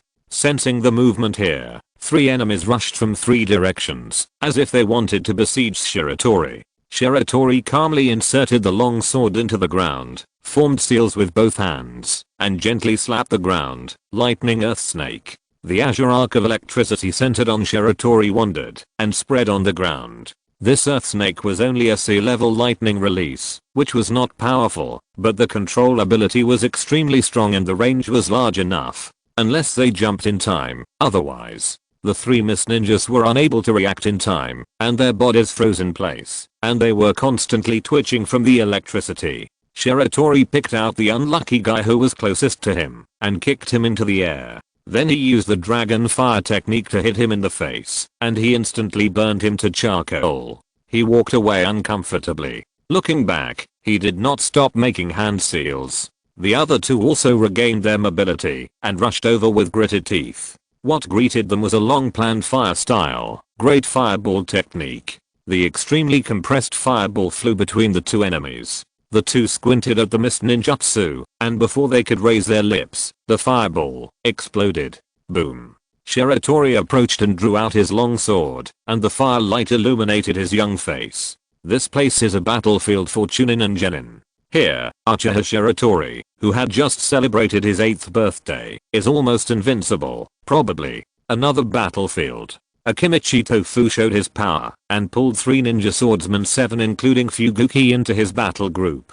Even Shiratori, who was far away from the core battlefield, could hear the sound of the battle clearly. As expected of a veteran figure of Konoha, he walked sideways under the 5 cage and fought 3 people at once. And Aburame Shui also changed his low-key style in the past and chose to face Biwa Juzo head-on and even had a slight advantage. Sarutobi Sultan also followed Shui's example and faced Miri Shinpachi, one of the 7 ninja swordsmen, but unfortunately he was in a bad situation. At this time, he was being burned by the detonation talisman of Bakutao Fimo. The Jonin were fighting fiercely, and Shiratori's low-end game was also very lively. Shiratori was dodging and harvesting the lives of his opponents while observing the situation on the battlefield. Asuma, holding a chakra knife, cut off the opponent's head. Maite kicked the opponent's chest and collapsed. Han controlled an enemy with illusion, and Ibaki cooperated with him and slashed the opponent's neck with a kunai, and the slightly wretched boy with sunglasses was being chased by 2 people on the opposite side. Hey, why do you look familiar? Especially the strong temperament of the pervert exuded at such a young age. Ebisu was almost crazy, feeling like a poor little white rabbit, being stared at by 2 ferocious big bad wolves, jumping up and down in the woods. Why are you chasing me? Ebisu turned around and asked a soul-searching question. Tears were about to come out. Are you an idiot? One of the pursuers grinned. We are enemies. Of course I have to kill you. But why are you only chasing me? Because you look weak and easy to bully. I percent hash asterisk hash and asterisk percent. I couldn't hear what he said, but I think he must have cursed very dirty. Ebisu ran in front and the 2 chased behind. Ebisu ran desperately, and the 2 men chased him desperately. As Ebisu was running, he suddenly found that there was no movement behind him. He suppressed his fear and looked back, and found that the 2 bastards behind him had fallen in a pool of blood, and next to the corpse was the boy who was shaking off the blood on the knife. Ebisu slowly stopped and opened his mouth.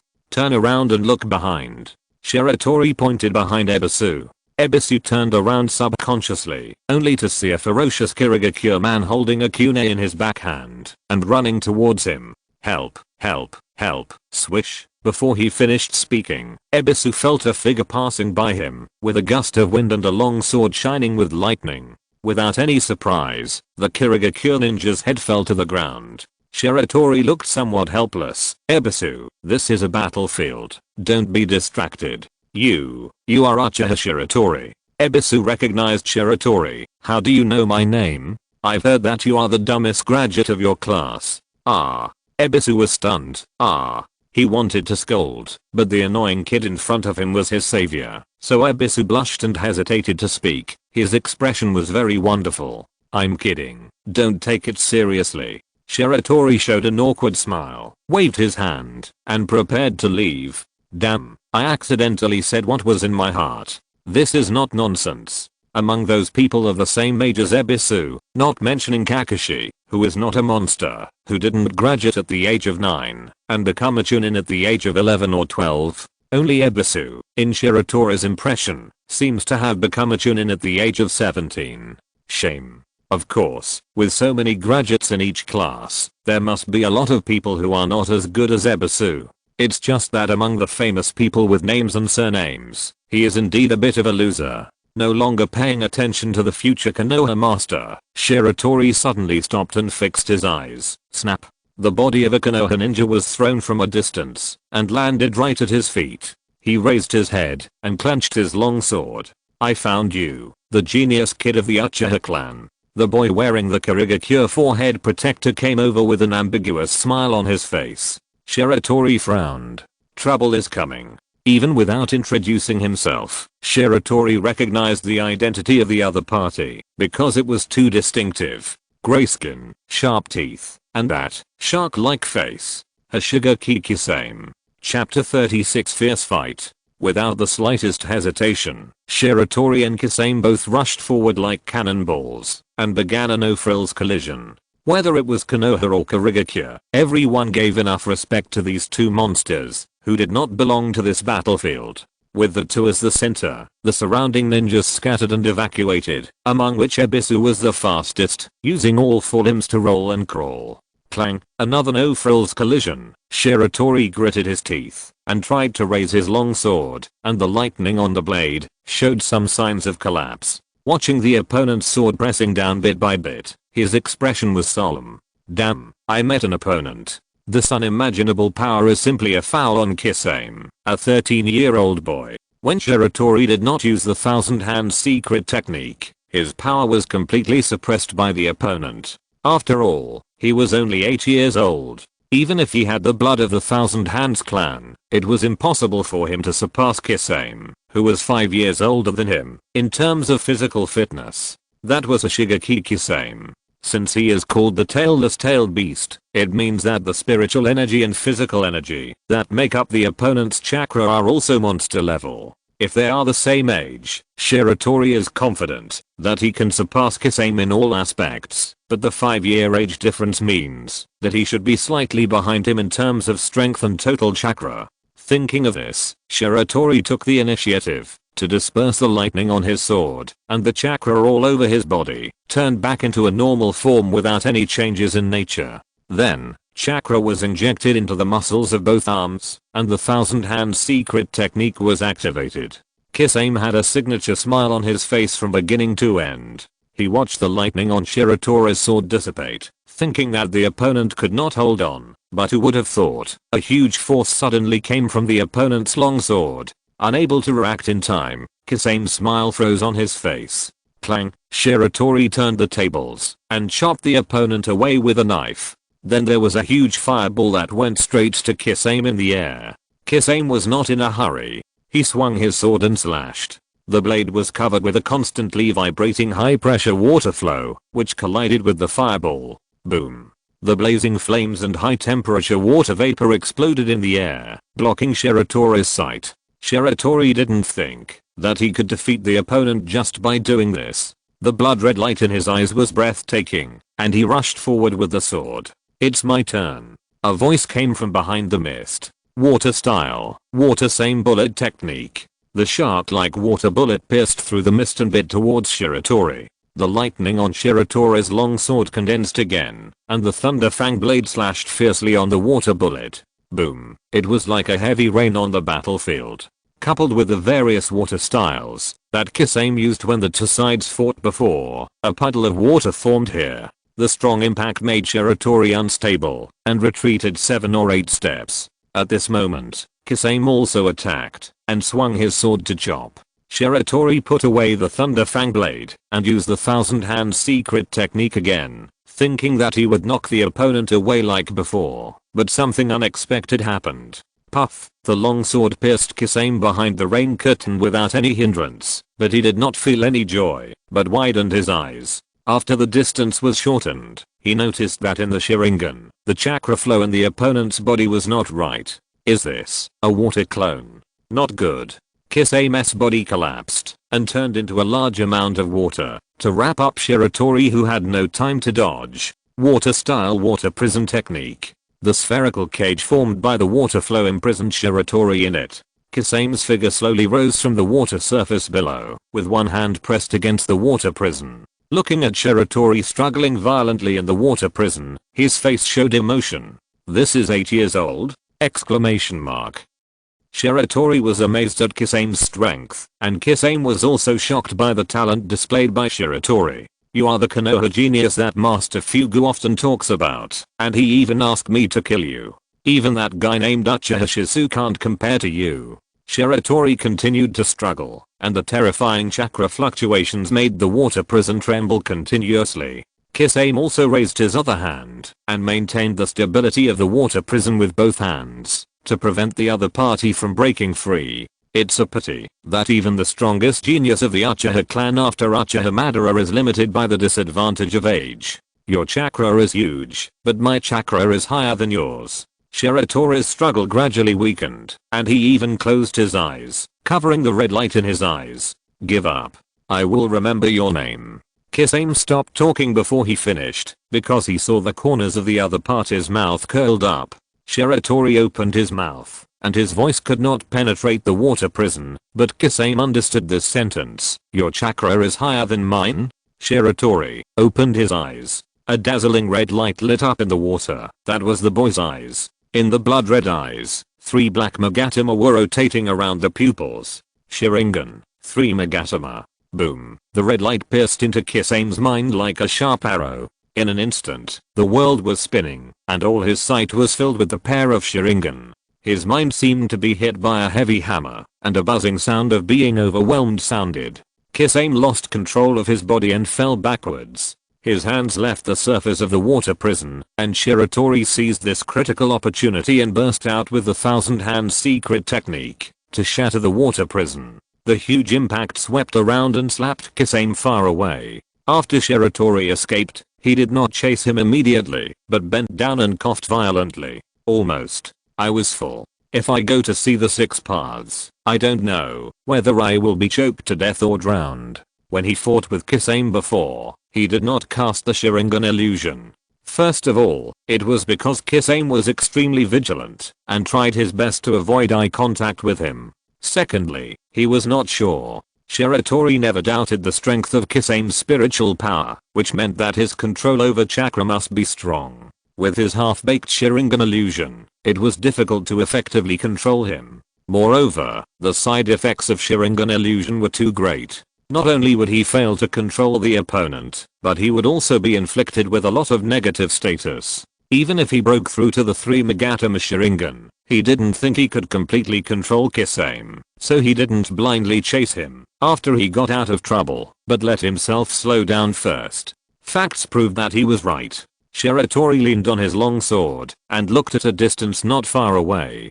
Kisame's figure appeared from there, as if nothing had happened. It was obvious that he had already broken free from the Sharingan illusion. The two sides looked at each other at a distance of more than 10 meters, and no one acted rashly. Shiratori's situation was not good. After the Sharingan evolved into the 3 Magatama, his spiritual power increased dramatically. Before, it was because Senju's body was born with it, and the Sharingan needed to evolve continuously, so his physical energy was always higher than his spiritual energy, and the amount of chakra was also limited by the lack of spiritual energy. At this time, the Sharingan evolved to 3 Magatama. His spiritual energy finally caught up with his physical energy, and his chakra volume also increased significantly. Coupled with the power of the 3 Magatama Sharingan, he was finally not afraid of Kisame. But just now, in order to break free from the water prison, he used a Sharingan illusion, so he was a little dizzy and weak now, and he had to slow down. Kisame was in the same situation over there. In order to break free from the Sharingan illusion, he had to fight for his life. Even if he broke free, he was in a state of splitting headache now, and he had to slow down. So the two of them started to stare at each other. Neither of them moved, nor did they want the other to move, until a gorgeous firework exploded in the sky in the distance. Chapter 37, Mist Retreat. Kisame leaned over and looked at the red fireworks in the sky, his face full of disbelief. This is a signal for retreat. How is it possible? He muttered to himself. They have already forced the ninjas of Konoha into a desperate situation, but they are retreating at this time. What's going on? The four members of the Uchiha 8th generation, who had been watching the battle for a long time, were also a little confused. They looked at the Kurigakure troops fighting and retreating, and didn't know what was going on. The four Jonins of the Uchiha clan had been wandering on the edge of the Jonin battlefield, not far from Shiratori. When they noticed that Shiratori was in a difficult battle, they had already moved closer to this side, ready to take action at any time, and only felt relieved when they saw Shiratori break free from the shackles of the water prison technique. At this time, they also felt a little incredible. Kurigakure had an absolute advantage, surrounding Konoha's troops on three sides, constantly compressing the activity space of Konoha ninjas, and ready to launch a general attack to annihilate the southeast camp in one fell swoop.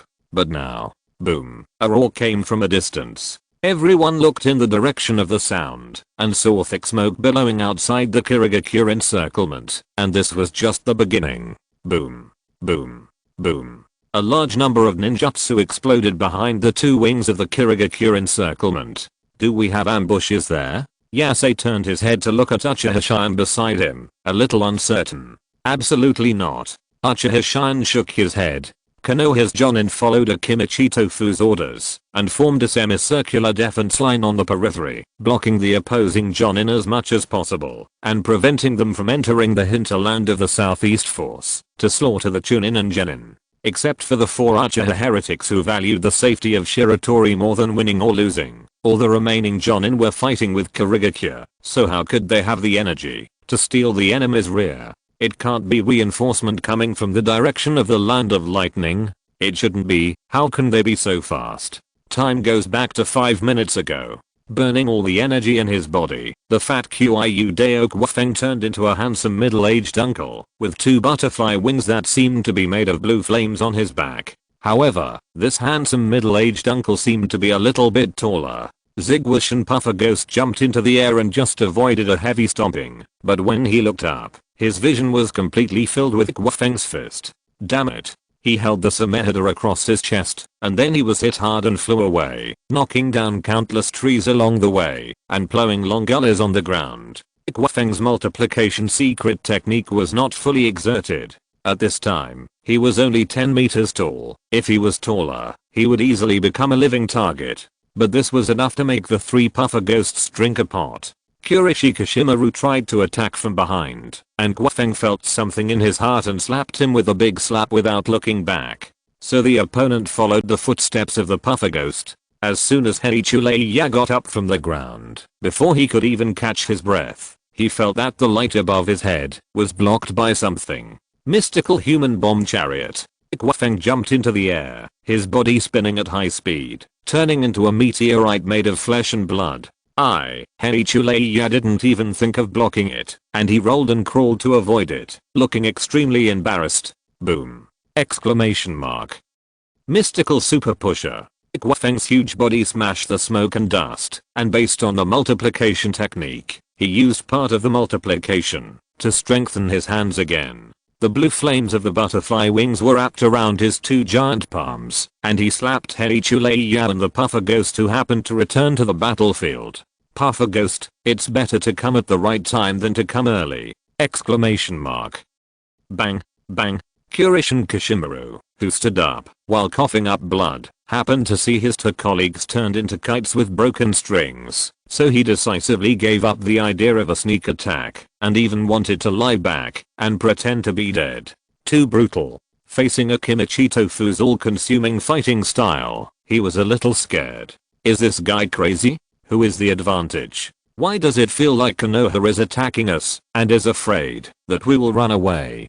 Cough, cough in the distance. The severely injured Fuguki stood up and coughed violently. He didn't quite understand the other party's motives. The previous battle was indeed very embarrassing, but Akimichi Tofu was definitely not feeling well. Not to mention the large amount of chakra absorbed by Sumehada. Just this multiplication secret technique. How long can you hold on? When the time is up, you will definitely be at the mercy of others. Without you as the supreme commander, the resistance of the Konoha ninja will collapse instantly, and defeat is the inevitable outcome. You, Master Fuguki. It's not good.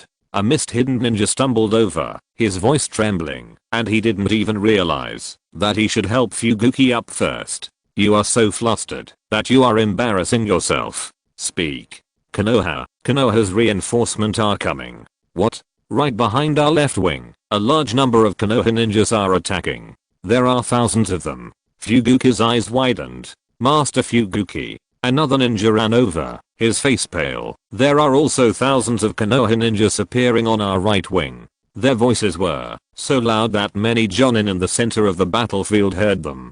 Biwajuzo swung his beheading sword, blowing away the dense parasitic insects in front of him, and then he flashed back more than 10 meters. We've been fooled. His face looked very bad. Konoha had planned this in advance. Their reinforcement have already arrived. They want to eat us. Impossible. The puffer ghost staggered to his feet, stared at Biwajuzang, and said angrily, where did they get the reinforcement? The land of lightning is at least 7 days away from here, but that's the fact. Biwajuzang said in a deep voice, could it be that these thousands of Konoha ninjas are fake? Let's retreat. So what if there are reinforcement? We have nearly 8,000 ninjas. We can totally puffer ghost. You are no longer the commander. Now let's vote. Kurocho Raider? I agree. We have to face not only ordinary Konoha ninjas. Don't forget Jiraiya and Namikaze Minato. I agree to retreat. Seeing that the remaining 6 people, except himself, agreed to retreat, the Watermelon Mountain Puffer Ghost was itching with anger. You bunch of idiots.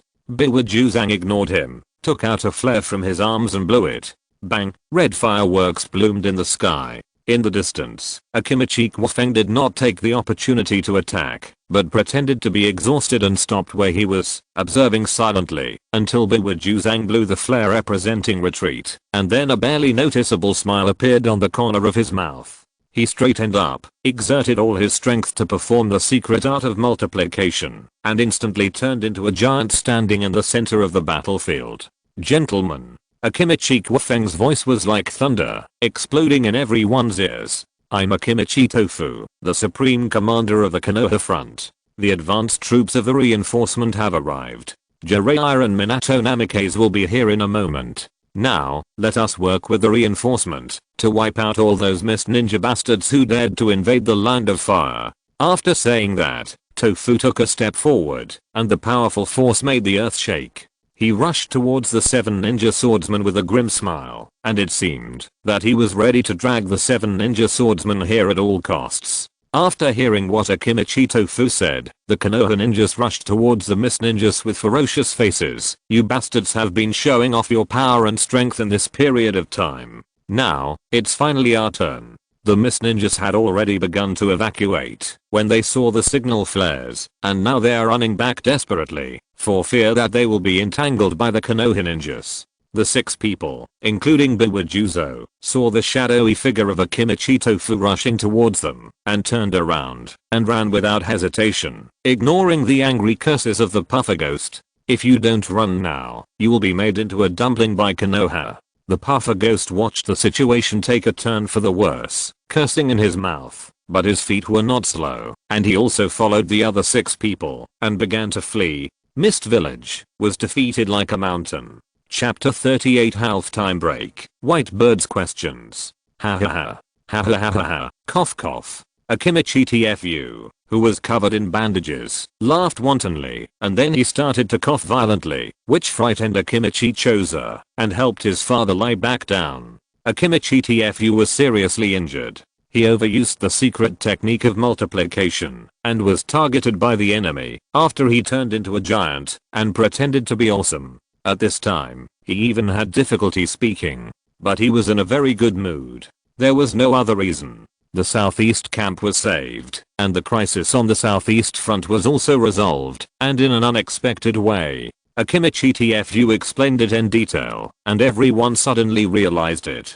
Konoha's reinforcement did come, with a total of 3,000 ninjas, but they were not the main force of Konoha on the front line of the Land of Lightning, but the troops stationed at the Kanabi Bridge to monitor Iwagakure.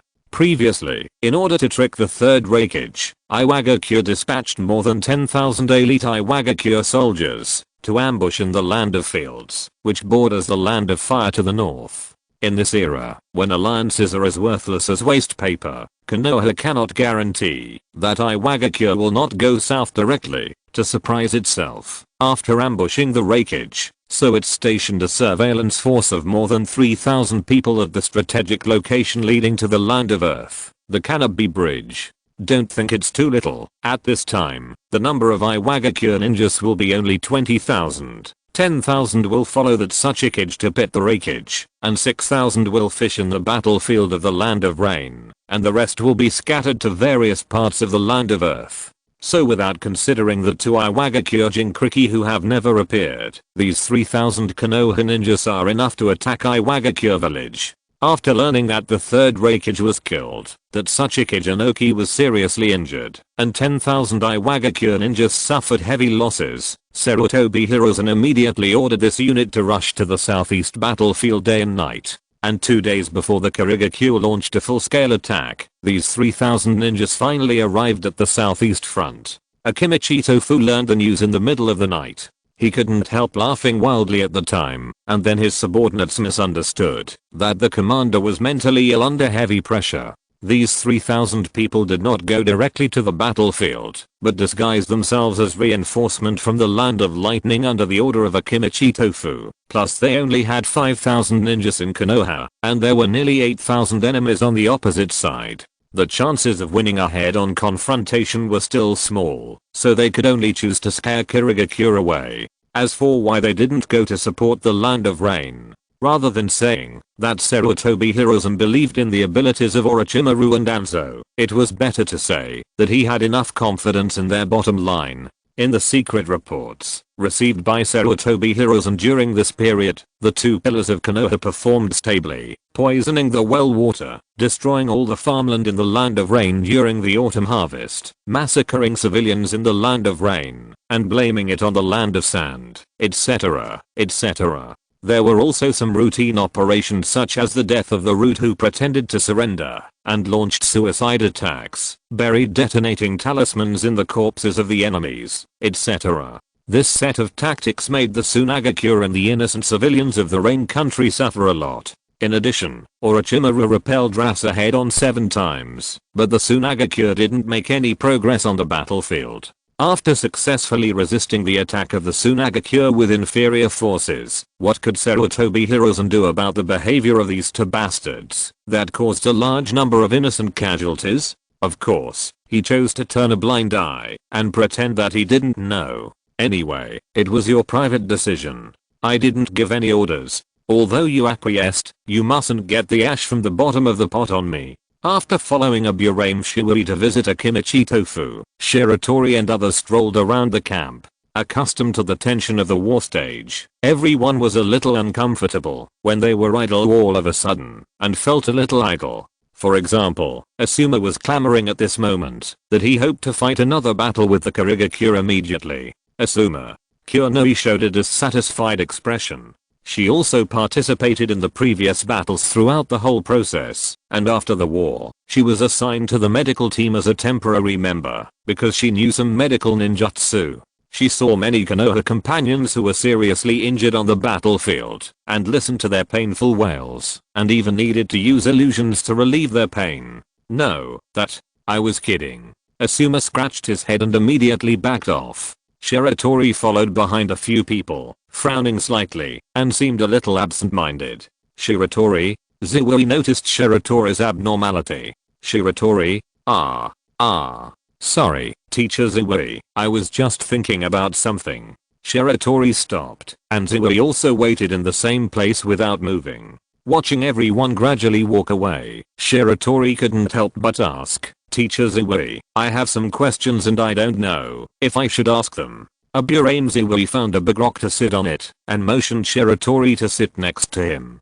Go ahead, I'm your team leader. Of course I have to answer your questions. Zui's tone was gentle, and then he was a little emotional. To be honest, among all his subordinates, he and Shiratori spent the least time together. Because his own strength has exceeded that of the Chunin by a lot, Shiratori usually acts as a temporary captain with my guy. Yes. Shiratori sat next to Zui, with a somewhat tangled expression. Teacher Zui, what I want to ask is, why didn't Namake's Minato Jonin come to support us? Huh. Flying Thunder God technique. Shiratori took a deep breath. Minato Jonin with the Flying Thunder God technique can obviously come after the battle in the Land of Lightning is over. This should be easy to do. As long as the village sends someone with an item marked with the Flying Thunder God technique, Minato Jonin can rush to the southeast front in a very short time. Why not do this? This is also something that Shiratori was puzzled about when watching Naruto in his previous life. After Namake's Minato was reborn, he used the Flying Thunder God technique to cross a very long distance to reach the battlefield of the Fourth War, and then transferred the tail beast ball of the Ten Tails to the sea. It can be seen that Flying Thunder God does have the ability to move long distances. But looking at the previous battles of Namake's Minato, this was not shown, including this time. If Minato Namake's could appear at the southeastern front when the battle started, to be honest, those missed pillars of the 7 ninja swordsmen would not be enough for him to chop. It's a bit exaggerated to kill one with one sword, but those 7 people combined probably can't even give him 20 swords. Suddenly, a lot of conspiracy theories appeared in Shiratori's mind. You are talking about this, This time it was Aburame Zui who started to get confused. He and Minato Namake's were good friends, and he really knew about this. Just pretend I didn't ask. Looking at the other person's expression, Shiratori decided to skip this topic. Actually, there is nothing that can't be said. Many people know it. Zui scratched his head, grabbed a lost parasite, and stuffed it into his ear. The action was extremely natural, which made Shiratori stunned. Flying Thunder God is a space-time ninjutsu. Since it is a ninjutsu, it requires chakra, especially when moving over long distances. Not only does it require a lot of chakra, but the ability to control chakra is also very demanding, otherwise it will be torn into pieces by the power of space. Minato's control ability is of course beyond doubt, but to move such a long distance with the Flying Thunder God technique, the chakra may not be enough. So that's how it is, Shiratori suddenly realized. From the Land of Lightning to the southeast front, Namake's Minato's chakra was not enough to support it, not even 1/3 of the distance. And after the impure world reincarnation, because of the characteristics of unlimited chakra, he dared to teleport over long distances. Teacher Zui, I have another question.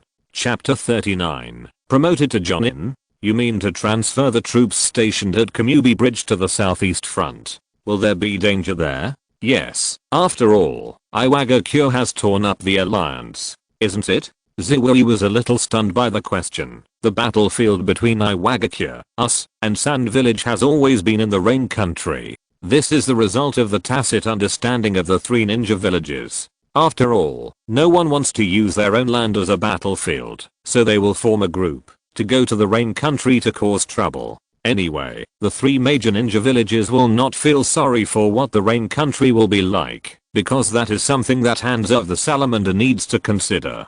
But Shiratori doesn't think so. The Battle of Komubi Bridge, which has not yet happened, and indirectly affected the future decades of the ninja world, is too famous. If he remembers correctly, in the late period of the Third World War, Konoha and Iwagakure directly launched an offensive and defensive battle in the northwest of the far country. At the most critical moment, Iwagakure even sneaked under the wall of Konoha village. Of course, in the end, it was the invincible Yellow Flash that solved the problem, and solved all the people who created the problem. At this time, the Konoha high-level officials did not realize that this time the Iwagakure village would not always hide in the Rain Country. Well, it's right to be cautious. I will report to the Hokage. By the way, there is one thing I almost forgot. Zui took out an envelope from his arms. What is this? Shiratori took it and wanted to open it, but was stopped by Zui. Letter of recommendation. Zui shook the envelope. Recommend you for promotion to Jonin. The recommenders are Lord Guofeng and me. Ha. Congratulations, Shiratori. You may become the youngest Jonin in the history of Konoha. Shiratori's eyebrows were beaming with joy. This is a Jonin. It would be a lie to say that he wasn't excited. The records of the age of graduation from the ninja school and the age of promotion to Chunin belonged to Kakashi, but he was promoted to Jonin at the age of 9. It is possible that he has advanced Kakashi's record of becoming a Jonin at the age of 12 by 3 years. Speaking of which, Kakashi is only 12 years old now. So, he might be promoted to Jonin together with Kakashi. Hiss. Shiratori thought of a 5-minute champion in Pokemon. Green was the champion of the Kanto Regional League for 5 minutes before being kicked out. If Kakashi was appointed as a Jonin before himself, would he also be able to obtain a title like 5-minute record holder? He hasn't met Kakashi yet. How interesting it will be when they meet for the first time. What expression will the other party show? What will he say then? I'm sorry to let you get to know me in this way. Puff. After admiring Shiratori's increasingly weird expression for a while, Zui shook his head and left silently. A 9-year-old Jonin. This is an achievement that will be recorded in Konoha's history. It seems that even a precocious child like Shiratori can't control himself. Kirigakure completely gave up the full-scale attack, even though they learned that the reinforcement were not the ones they imagined, because on the 7th day after the war, the real reinforcement from the Lightning Country arrived. 3 ninjas. Jiraiya led 6,000 ninjas to the southeast front and took over the position of supreme commander from the seriously injured Akimichi Tofu. At this moment, the number of ninjas on the southeast front of Konoha exceeded 10,000. The offensive and defensive positions changed, and the Kirigakure troops didn't even want the camp in the wave country, and directly withdrew to the mainland of the water country. In the direction of the rain country, Rata, who was about to be beaten by Orochimaru, and had a psychological trauma, also led his troops to withdraw to the wind country after the Konoha reinforcement arrived. Iwagakure didn't move, but still played its own unique tradition, fishing. The Third Ninja World War officially entered the halftime break. Shiratori and others should also return to Konoha to rest. But before that, hey, Kit, what are you looking at? When Shiratori pretended to pass by casually for the 3rd time, Jiraiya finally couldn't bear it anymore. Lying on a tree branch to bask in the sun, he had endured this little devil who was sneaking around him for a long time. Ahahaha. As expected of the famous Jiraiya-sama, I admire your keen observation skills. Shiratori scratched his head and started to flatter him. Of course, I'm the dignified Jiraiya-sama. Hey, Kit, don't change the subject. Why are you peeping at me from the side? Just curious, just taking a look. What's so good about me? I'm not one of those girls with a curvy figure. Cough cough. In this world, where people are either extremely good looking or have strange shapes, Jiraiya's image is indeed a bit ordinary. He doesn't have the melancholy temperament of a handsome middle-aged uncle, and he is even a bit wretched and greasy. Shiratori originally wanted to ask Jiraiya if the book was published, and if he could give him a collector's edition. He wanted to exchange it with Kakashi for Chidori, but he couldn't open his mouth when the word came to his lips. Is this something I can ask at my age? And now Jiraiya seems to be very serious. Hey? Jiraiya's eyes were attracted by 2 female ninjas from the medical team who passed by. His eyes turned into hearts, and he subconsciously whistled, scaring the 2 female ninjas to quickly quicken their pace and walk away. Shiratori. That? Jiraiya-senpai? What's wrong? Jiraiya reluctantly withdrew his gaze, turned his head, and looked at Shiratori with some disgust. Are you the commander of the Southeast Front in the future? Since we are here, let's talk about something else. We can't really ask for the Emperor's uncle, or we will be suspected of being a pervert at such a young age. Yeah. Alas. It's really frustrating. I thought I would return to the village to hand in the mission after defeating Kumogakure, and then I could go out to collect materials. I didn't expect to be dragged here. Shiratori asked some more information about the previous battle between Konoha and Kumogakure, and his words were interspersed with all kinds of flattery, which made Jiraiya very happy, and even the look he gave him became amiable. Since it is a war with Kumogakure, the topic naturally involves Namikaze Minato. Minato. Jiraiya's tone was a little emotional. My student is an amazing ninja. I'm not that old, but when I look at him, I have the illusion that I should retire and give way. That's right. Jiraiya smiled and said, Minato has a good chance of becoming the next generation of Hokage. Kit, do you want to make friends with him in advance? Really? Thank you for the reminder, Senior Jiraiya. I also admire Minato Jonin very much. I will definitely visit him if I have the chance. Shiratori's expression was so innocent. Haha, don't take it seriously, I'm just kidding. The next Hokage will be that guy Orochimaru. Jiraiya waved his hand. No, Orochimaru. Sir, it is impossible for him to become Hokage. Well, absolutely impossible. Oh. So sure. Well, I was just guessing. Shiratori laughed awkwardly. Senior Jiraiya, I will be returning to the village tomorrow. I should go back and pack my bags now. Goodbye, Senior. Shiratori ran away. Jiraiya looked at Shiratori's receding back and shook his head with a smile. Is this the candidate for the future clan leader appointed by Uchiha Setsuna? What an interesting little guy, but he has nothing to do with the word radical, no matter how you look at it. Chapter 40 Return to the village. When Shiratori stepped into the gate of Konoha village, he felt as if he was in another world. After graduating from the ninja school, other children would look for cats and dogs and pick up garbage, but now he has finally returned to the village and got a recommendation letter to become a Jonin. It can be said that he has skipped the normal ninja career of Genin and Chunin. His future as Yum should be very strange. The first mission in his life was to face the ambush of the Kirigakure assassination team, and he killed 3 enemies, and then he was thrown into the vigorous defense of the southeast front. Shiratori and others followed the 3 Jonins, Aburame Shiwei, Sarutobi Suten and Akimichi Choza, and went straight through Konoha village and headed straight for the Hokage building. Along the way, Shiratori found that the impact of the Ninja World War in Konoha village was not as great as imagined. It was still so lively, but people had fewer smiles on their faces. Konoha is different from ordinary towns, but a ninja village. Not counting those ninja families, even ordinary civilians, there is a high probability that there will be ninjas among their families and friends who are currently stationed on the front line. Moreover, in the previous battles, even if Konoha won a phased victory, it still inevitably caused the sacrifice of a large number of ninjas. They are parents, children, family, and friends. Dong dong dong, please come in. Shiratori, who was behind everyone, was the last to enter the Hokage's office. As soon as he entered the room, he looked around curiously and finally fixed his eyes on the slightly thin figure behind the desk. At this time, Sarutobi Hiruzen was far from being as old as Shiratori imagined. In his 50s, he was considered the tail of the golden age of ninjas. His beard and hair had not turned white yet, and the title of ninjutsu professor could still shock the ninja world. Well, the word shocking is indeed a bit exaggerated, otherwise there would not have been many wars during his tenure as Hokage. Thank you for your hard work. I didn't expect that a simple transportation mission would make you involuntarily involved in the Ninja World War. Sarutobi Hiruzen took the task report submitted by Zuei and said to the people in front of him, "You are too kind, Hokage.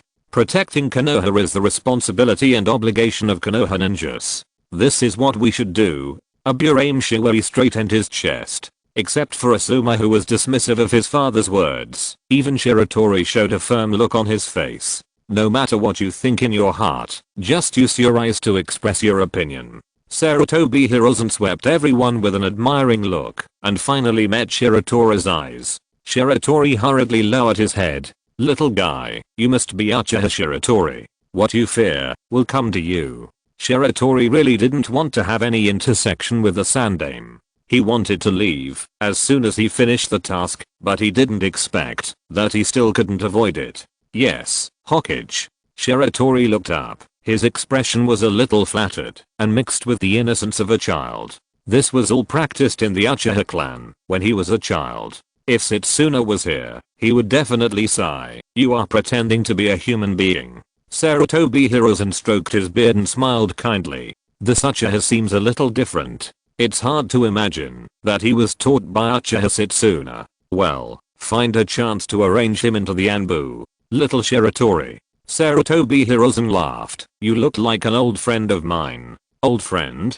Who is Hokage talking about? Shiratori looked innocent and cute, and even he couldn't stand the hypocrisy. Asuma stared at Shiratori from the side, his expression twisted, and his worldview shattered. No, buddy, did you get stimulated on the battlefield? Is it because he didn't keep the shark-faced mist ninja in the last battle? It's Uchiha Kagami. Have you heard of this name, little Shiratori? The rivalry that made Asuma collapse was still going on here. It turned out to be Kagami-senpai. Shiratori suddenly realized and said in surprise, Kagami-senpai has always been my goal. I also want to be an amazing Konoha ninja like him. Shiratori smiled on the outside, but laughed on the inside. I also look like Uchiha Kagami. Lord Hokage probably doesn't know that my old man has been secretly saying that I look like Uchiha Madara.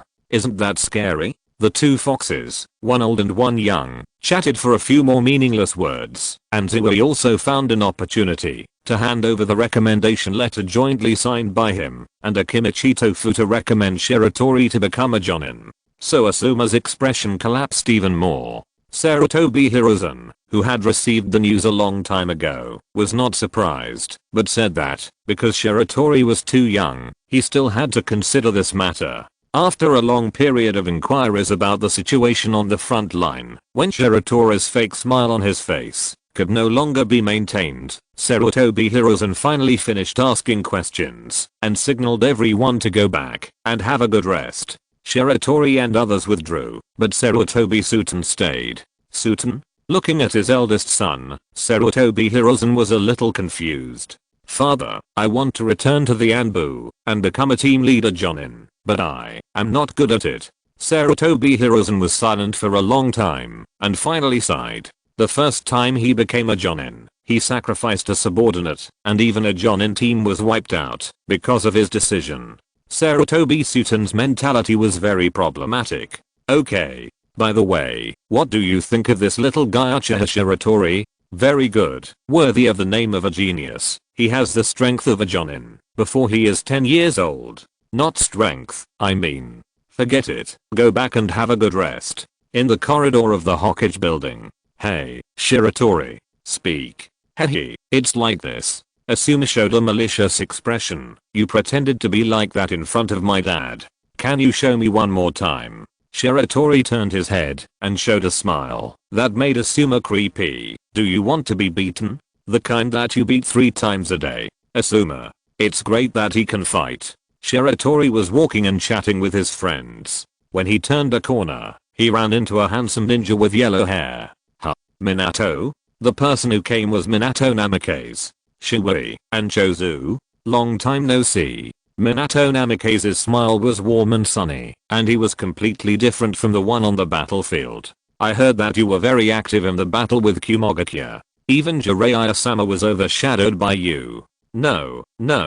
Minato Namikaze waved his hand. By the way, Hokage-sama is still waiting for me. I heard that he has a mission. I'll go first. Okay, let's get together when we have time. Sure. Shiratori didn't look away until Minato Namikaze's figure disappeared at the end of the corridor. That's the legendary Eternal Sister.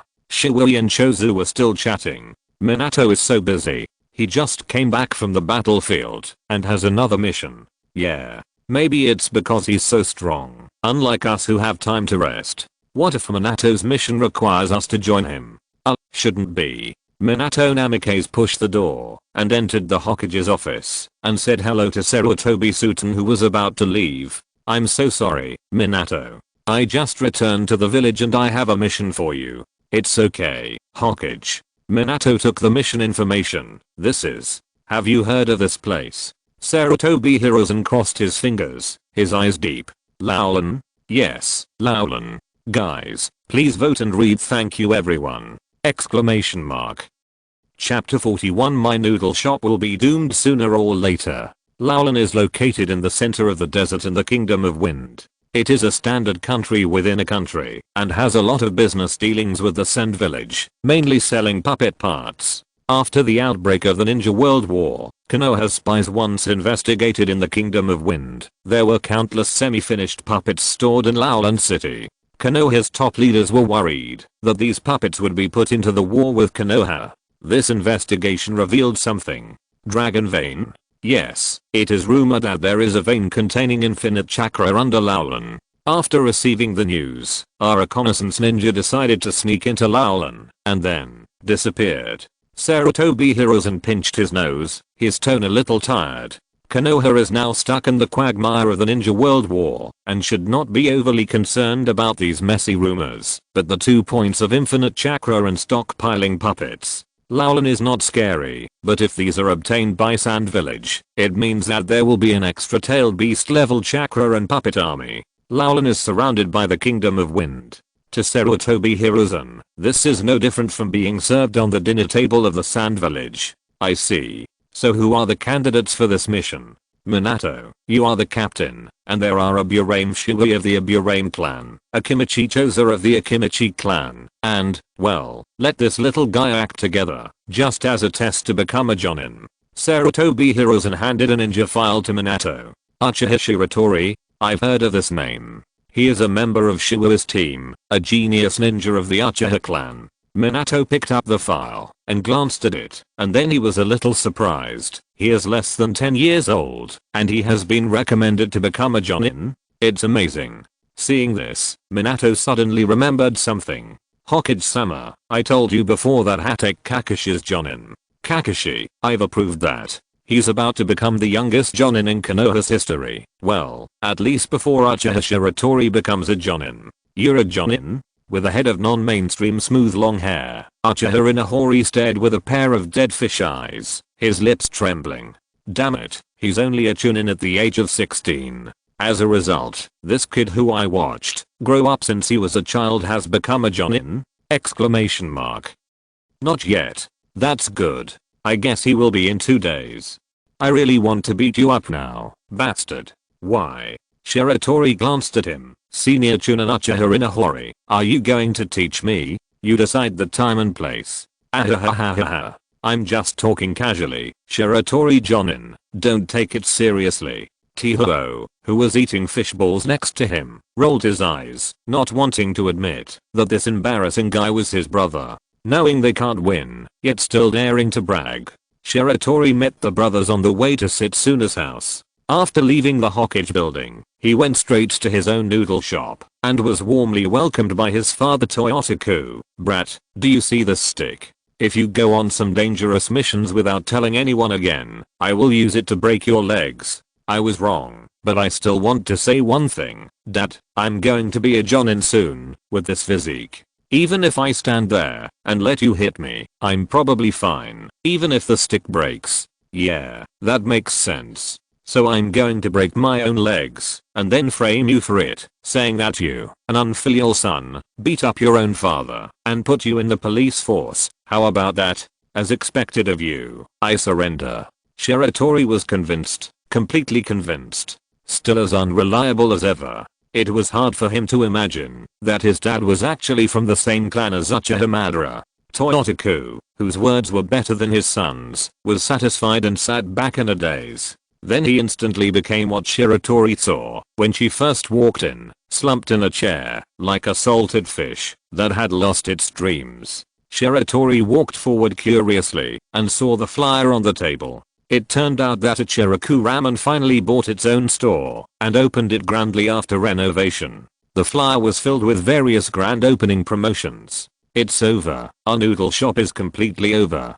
Toyotaku moaned weakly, his eyes dull. Actually, I don't think this has much to do with our family. Shiratori's mouth twitched. Why? Think about it, not many people come to our noodle shop. No matter how popular Ichiraku Ramen is, it doesn't affect our situation. It's like lowering the difficulty of the ninja school graduation exam. What does it have to do with the last in the class? You won't graduate anyway. Fengai stood up, looked at his beloved son, and then, smelly boy, get out. Get out of my noodle shop. Shiratori, who was kicked out of the noodle shop, didn't mind at all. He patted his butt and went to find old man Setsuna. Calculating the time, it's time for lunch now, so it's a good time to go to the old man's house for a good meal. Think about it carefully, even the young owner of the noodle shop likes to go to other people's houses for free meals. It can only be said that, if this noodle shop goes bankrupt one day, it will not be unfair. Shiratori walked through the clan's commercial street, greeting everyone warmly along the way. When he arrived at the door of Setsuna's house, he saw the two brothers hiding not far away. So, what are you two doing here? It's like this. Inahori was a little embarrassed. Tetsuhi and I have been assigned to the Konoha police force. That's great, congratulations. But we don't want to go. Tiho replied, we want to go to the front line, so we want to talk to Elder Setsuna. Then why don't you go in and talk? What's the point of standing here? Shiratori was puzzled. I mentioned it once yesterday, but Elder Setsuna threw it out directly, saying that idiots like us brothers would die on the battlefield, so we should gain some experience in the police force first. The old man is right. Hearing this, Inahori was immediately unhappy. Hey, Shiratori, what do you mean by this? I'm very strong now. If you don't believe me, you can try my strength. Although I can't beat you, I can still beat others. I heard that you used illusions to kill a few enemies. It just so happens that I also have some ideas about the illusions of the Sharingan Uchiha Inahime, Sharingan and illusions. These factors put together seem to trigger some keywords. A figure flew out of Elder Setsuna's mansion in a flash. The three of them saw Uncle Yashiro coming to them with an expressionless face. Wow, Tiho was startled. Did you just say illusions? Yashiro put his face close to Inahime, looking up, down, left and right. No, I don't have it. You heard it wrong. Looking at Yashiro's terrifying expression, as if he was going to gouge his eyes if he disagreed with something, Inahime subconsciously took several steps back. That's good. Remember, you can basically say goodbye to illusions in the future, and you are not allowed to use them. It seems that the time when he was tricked by the brothers a few years ago left an indelible psychological trauma on Yashiro. After threatening Inahori, Yashiro turned to Shiratori with a smile. Shiratori is back. I arrived at the village 2 days earlier than you. I have already told Elder Setsuna about your performance. He is very satisfied. Come on, follow me in. That Tiho's weak voice sounded. Oh, I almost forgot. Yashiro slapped his forehead. You two brothers are here for yesterday's matter, right? Yes, I know you don't want to go to the police force, and Elder Setsuna has agreed to your request. Really? Then congratulations. Elder Setsuna wants you two to report to Nanga Shrine tomorrow, to guard the shrine for half a year. If you're listening to this novel on a channel other than Fanfic World, it means they downloaded and uploaded it without effort. We cordially invite you to visit our channel, Mundo Fanfic Novelos. There you'll find the original version of this story and you can explore many other novels of various genres. We're waiting for you to immerse yourself in a world of incredible novels. Chapter 42 Encounter. Shiratori was wolfing down his food, and Setsuna sat opposite him, smoking his pipe. In the courtyard, Uchiha Yashiro was beating the brothers in the name of teaching. Too much salt. As people get older, their taste becomes stronger. It's not good for the elderly to eat too much salt. Put less next time. The main thing is that I don't like it. Why are you talking so much nonsense? If you are not satisfied, go home and eat. You are eating for free, and you are justified. Shiratori surrendered and refused to argue with the old man. He took a few more mouthfuls of rice, picked up the cup, and shouted without raising his head, "Hey, Tingmu, please pour me a glass of water." Setsuna, you are really rude. How about I give you leg massage later? Tingmu, where's he? Stop shouting. My bastard grandson hasn't come back from the rain country yet. Why? Why so many whys? He's different from you. You were transporting supplies to the front line when Kirigakure attacked, and were forced to join the war. He was directly incorporated into the Konoha unit in the rain country, and Setsuna coughed unnaturally and said, his job is very important. It's related to the survival of the Konoha unit. So powerful? Yes. Tingmu, who was guarding the logistics warehouse at the Konoha camp in the rain country, sneezed. In fact, Shiratori admired Setsuna very much. Not only did he send his own grandson to the front line, but he also sent him to Danzo's unit. Aren't you testing the cadres? But he thought about it carefully. Although Danzo is now the assistant of the Hokage, he is not as arrogant as the executive deputy Hokage a few years later. He really started to act recklessly after the Nine Tails rebellion broke out, and the 4th Hokage was sacrificed. Konoha's apparent strength was greatly damaged, and Danzo's route suffered few casualties, because they were skilled in hiding in the dark. From then on, Sarutobi Hiruzen began to be truly afraid of this old brother who did dirty work for him. The sunlight outside the window poured into the house. Shiratori, who had finished his lunch, lay back and chatted with Setsuna. Everything seemed so comfortable and warm, except for the screams of Inahori and Tetsuho from time to time in the yard. It was a bit of a spoil sport. Well, I should suggest that Uncle Yashiro block their mouths when teaching them, so that they can even save the begging for mercy. How great. 3 days later, Shiratori, who had lunch at Setsuna's house as usual, burped and wandered around Konoha village, followed by the 2 brothers who were grinning in pain. Shiratori had 3 days of free meals, and the 2 brothers were beaten for 3 days. Actually, Uncle 8th generation is doing this for your own good. Shiratori turned his head and said sincerely, you have experienced too few battles. This is to give you experience. Then why not give you some experience too? I don't need it. I have participated in the Ninja World War. Although I'm unlikely to beat Uncle 8th generation now, it is not easy for him to defeat me in a short time, and there is also the risk of overturning. You are different. Who doesn't like to bully the weak?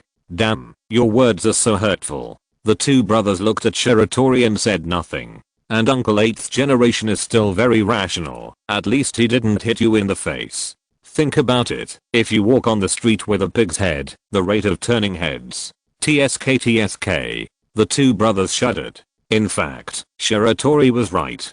Inahori and Tiho's actual combat experience is indeed ridiculously poor. Now is a war period. Even the police force has to cooperate with the Anbu to capture the spies lurking in the village. If they can't even beat the spies and are stabbed to death, how unfair is that? Unless the 2 of them are really going to guard the Nanga shrine. The 3 of them turned the corner and were stunned by the scene in front of them. It was quite spectacular. The spectacular level could make Shiratori's father squat in the corner and cry for a whole day in jealousy. Ichiraku ramen, is it so delicious? Tiho murmured. I don't know, I've only eaten Shiratori's ramen, and the taste almost made me give up ramen.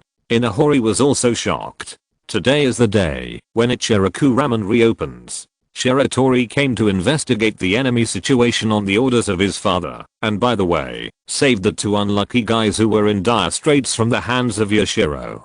But he didn't expect the difficulty of investigation to be so high. There were too many people, and it felt like he couldn't get to him, even if he queued until dark, and he could only smell the smell from the side. Shiratori, here, look here. Shiratori looked in the direction of the voice and saw Asuma waving at him in the queue, so he walked over with his 2 brothers. In addition to Asuma, Might Guy was also there, and there was a pure and cute little girl next to him. Hello Shiratori, I'm Shizune. Oh hello, so you are Tsunade-sama's disciple. I've heard a lot about you. I think you will become a great medical ninja like Tsunade-sama in the future. Shiratori, who has been in the Uchiha clan since childhood, habitually flatters Shizune, who feels a little embarrassed by the flattery. She pinches Shiratori's cheek while covering her mouth and laughing. Asuma. At such a young age, she's so smart. When he thought about Kurenoi Yuhi being in the same team with this guy, he was so worried that he couldn't sleep all night. After Shiratori's introduction, Inahori and Tiho also greeted everyone, but they just nodded slightly and then turned their heads to the side, obviously not wanting to talk. Asuma and others didn't mind, and even thought that this was normal in their eyes. Shiratori is an outlier among the Uchiha clan, and Inahori and Tiho are the ones who fit their stereotype of the Uchiha clan. Speaking of aliens, wow, why are there so many people? We can't eat ramen before the sun sets. Kakashi, it's your fault. If you weren't late, we wouldn't be hungry. Idiot, weren't you late? I had a reason. On the way here, I met an old lady. Haha, idiot. You bastard Kakashi, I want to duel with you. Duel? I think you want to get beaten. And I'm going to do it. Lin, don't stop me. Okay, we are all companions, so don't quarrel. Well, since Lin said so, I have you decided to let yourself go and not get beaten? Kakashi, you bastard. Shiratori heard the voice behind him. His expression froze. He quickly turned his head to take a look, then pulled up in a hori and Tiho and prepared to leave. Ah. Shiratori, what's wrong with you? Don't you want to eat? Asuma asked puzzled. No, there are too many people. I'm satisfied just by smelling the food. Shiratori was about to speed up her pace, but, please wait a moment. The boy wearing sunglasses came running over and stared at Shiratori's back. Asuma just called you Shiratori, right?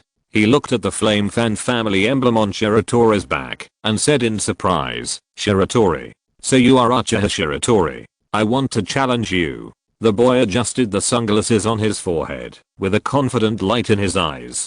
Shiratori, with his back to Obito, wanted to cry, but had no tears. After all, I still met this jinx. The time of the Lost Tower movie is roughly after Kakashi became a Jonin, and before the Battle of Kanobi Bridge broke out. Kakashi has both eyes intact. Shizune appeared in the movie, so at this time she may not have left the village with Tsunade, or she may have come back to visit friends and relatives halfway. Big guys, please vote and read. Thank you. Chapter 43, Battle with Kakashi. Obito didn't know Shiratori, but Shiratori had secretly visited Obito. Of course, he was just observing silently in secret, without any intention of making friends. The main reason is that this person is too ominous. Unless your name is Kakashi, other people who can be related to him will not have a good end. It can't be said that they are either dead or disabled, but they can only be said to be dead. In the future, this is also a person who can rival Danzo in personal charm. But Danzo only pursues pure egoism and is purely bad.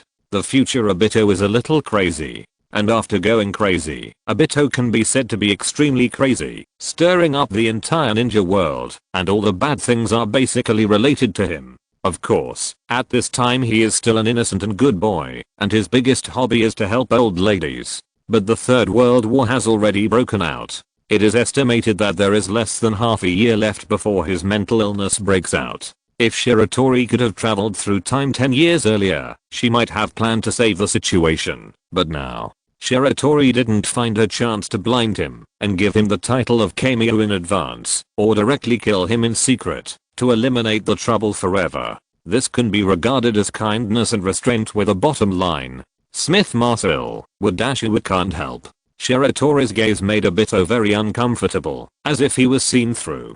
Before he could speak, Tiho beside Shiratori spoke first. You are.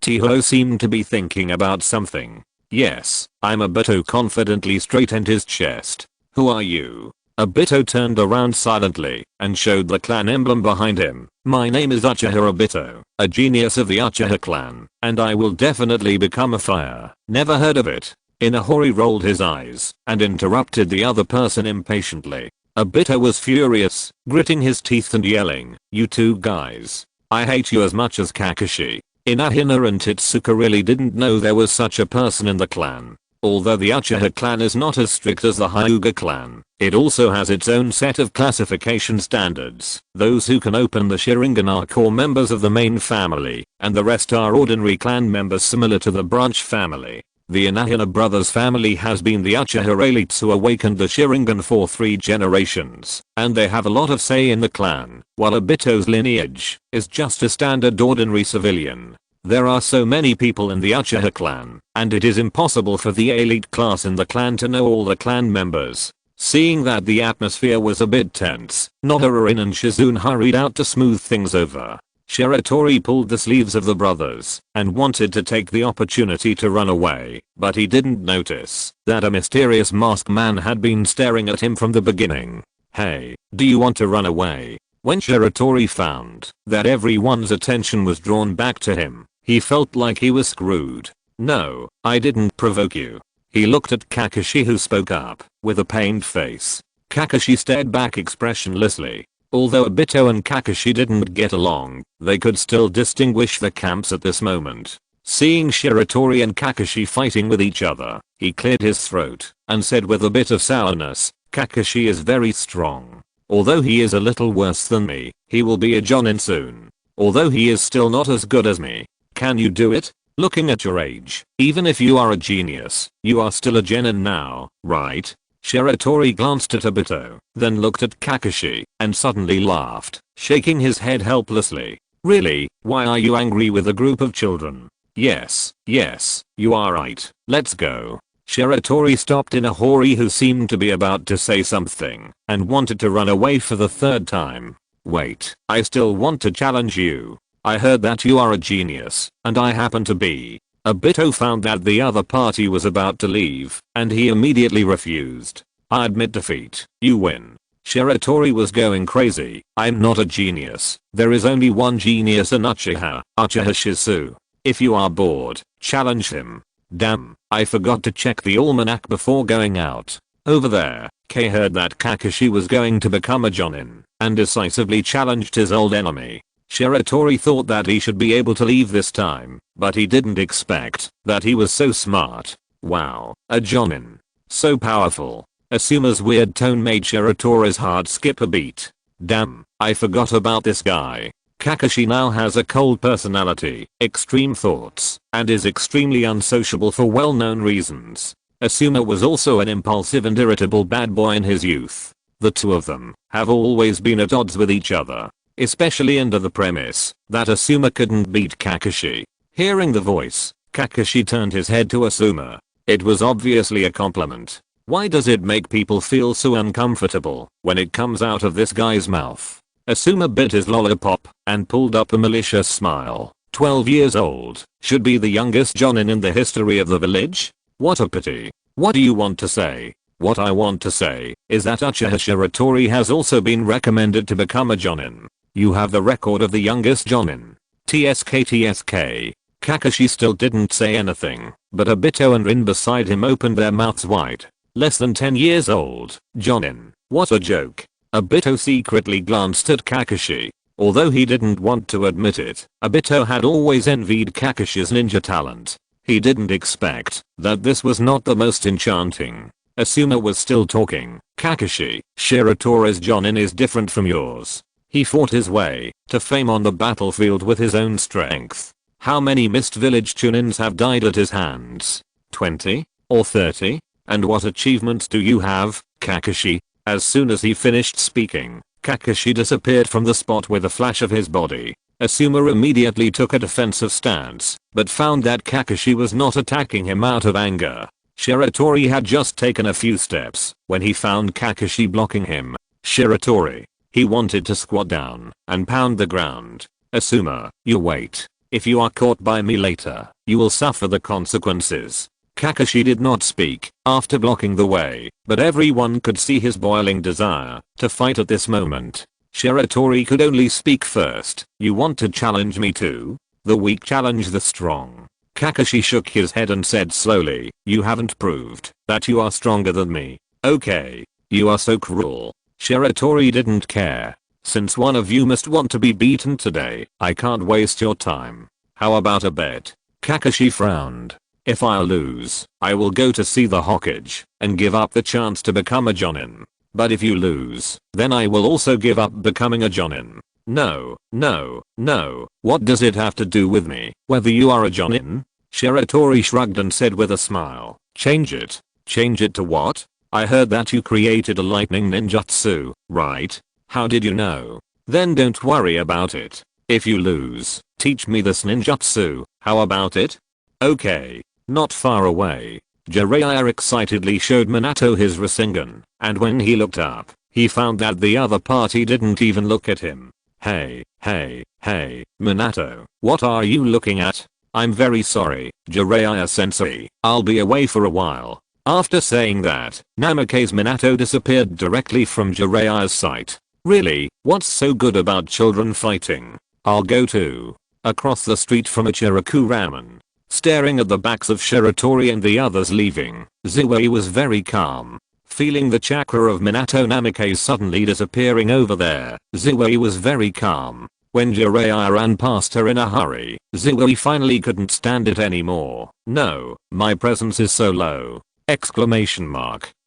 "I've been standing here all the time. Is it true that no one noticed me? Oh, it turns out that I'm a transparent person." Chapter 44 Zui, I don't know how Shiratori loses. "Minato, you are still so fast. You don't even need to wait for an old man like me who has difficulty walking. Teacher Jiraiya is still young. I just didn't expect that you are also interested in this kind of competition between juniors." Jiraiya landed on the big tree where Minato Namikaze was hiding, looked at the two little guys who were surrounded by the crowd and had already prepared for battle, and suddenly asked, "Who do you think will win between the two of them?" "It's hard to say. After all, there is no possibility that Shiratori will lose." A voice sounded from behind. Jiraiya was startled and almost fell from the tree. When he turned around, he found Aburame Shui standing on the tree diagonally behind him, staring at him dimly. "Shui, little one, when did you come? Why didn't you make any noise? I've been following behind you, Jiraiya-sama. Didn't this attract your attention?" Jiraiya was slightly stunned when he heard this, and then his expression suddenly became a little obscene. "I say, your ability to follow is very interesting. How did you do it? Can you teach me?" Cough. Namikaze Minato first coughed lightly to remind his teacher to pay attention to his image, and then looked at Shui with some confusion. "Shui, you seem to be very optimistic about your subordinate." Shui's tone was unusually calm. "I'm just stating a fact. I can't find any possibility that Shiratori will lose this duel." "Are you so sure?" "Kakashi is my subordinate. I know him, and he also has his own advantages." Minato was obviously unconvinced. "Oh, what advantage? Tell me about it." "Kakashi should have experience. Shiratori participated in the Ninja World War and fought head-on with the Kurigakure troops on the battlefield." Zui used one sentence to make Minato hold back the rest of his words. "Well, Kakashi is a few years older than Shiratori. In terms of physical fitness, Shiratori has the bloodline of the Senju clan, so his strength must be above Kakashi's, not to mention he has the secret technique to increase his strength. Kakashi has a lot of ninjutsu reserves, and in terms of chakra control, Shiratori is from the Uchiha clan, and his spiritual energy is naturally strong. The control of chakra and ninjutsu is also his advantage. And speaking of ninjutsu reserves, he is the heir appointed by the Uchiha clan elder Setsuna. He can enter the room where the secret techniques are stored at will, and no one dares to stop him from even grilling outside the house. Kakashi is the son of senior Hatake Tsukumo, the White Fang of Konoha. He has inherited superb swordsmanship. In terms of skills, well, Shiratori's swordsmanship should not be as good as Kakashi's, I admit that, but the advantage in skills. I don't think that when facing the Sharingan, those skills and routines will not be predicted and seen through. There was another sentence Zui didn't say. In the face of absolute power, the advantage of skills will be reduced to the minimum. Even without the observation of the Sharingan, Shiratori will let Kakashi know what it means to defeat 10 skills with one force. Minato was speechless. Even he had to admit that what Zui said made sense, and the battle below had already begun while they were talking. The situation at this time almost confirmed all of Zui's analysis. Bang! Shiratori punched out, and the chakra that overflowed caused the air to vibrate slightly. Although Kakashi blocked it with his arms in time, he was still hit hard by the unreasonable force. When he landed, he took 7 or 8 steps back before he stabilized his body and almost sat on the ground. Lin, who was watching the battle from the outside, clenched her hands in front of her chest, her face full of worry, and Obito almost popped his eyes out. This was the third time Kakashi was defeated. Looking at Shiratori's calm expression, Obito's mind was blank. This is Kakashi. He has been a prodigy since he was a child, and he is almost invincible among his peers. But now he is easily suppressed by a kid who is 3 or 4 years younger than him. I don't know what Kakashi feels at this moment, but Obito's heart is already full of despair. I thought that, as long as I defeated Kakashi, I would be the strongest genius in Konoha. What's wrong with this guy? Appreciating the wonderful expressions of everyone, Asuma curled his lips. You can't stand it? Shiratori has let it go. I saw it on the battlefield. This guy used the thousand hand secret technique to smash the whole arm of an unlucky guy with his ribs. This is just the beginning. Who? Kakashi let out a long breath, twisted his sore arm, and looked complicated. Compared with a bystander, as a person involved, he can better understand the horror of Shiratori. From the beginning of the battle, he chose to engage in close combat with the opponent, and Shiratori's physical skills were indeed not as good as Kakashi's. Shiratori's physical skills were taught by his grandfather, in the standard Senju style, without any skills, all hard.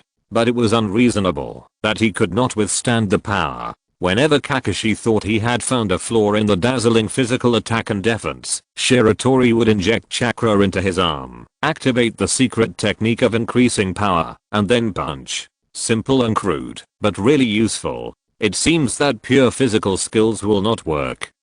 Kakashi drew out his short sword, lightning flashed on the blade, and attacked Shiratori with sharp eyes. Shiratori did not move, silently watching the opponent approach quickly, and at the last moment, he jumped into the air with his legs and dodged Kakashi's attack. Kakashi stopped his momentum after slashing the air with a sword, turned around with his waist, and picked up Shiratori in the air, and the timing was very exquisite. Clang, sparks flew. Facing the inevitable blow, Shiratori finally drew out his long sword, slashed downwards in a simple and unpretentious manner, and collided fiercely with Kakashi's short sword. This collision almost shattered the lightning on Kakashi's sword, and with the familiar force crushing, Kakashi almost couldn't hold his sword. Shiratori used the rebound force to reverse his body in midair, and landed steadily not far away.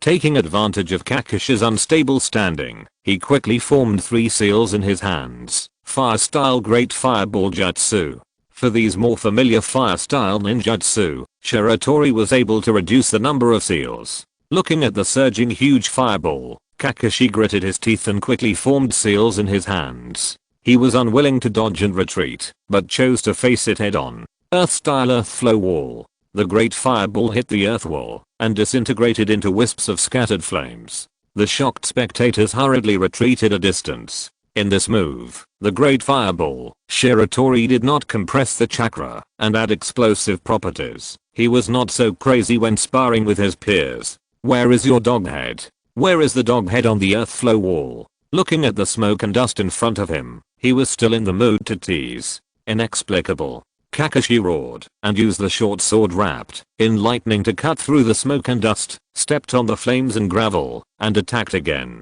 Are you still not giving up? Shiratori swung his long sword and still chose to collide head-on. This time, he successfully made Kakashi's short sword fall out of his hand, and then he kicked heavily on Kakashi's chest. Bang, fire style, Phoenix Fire Technique.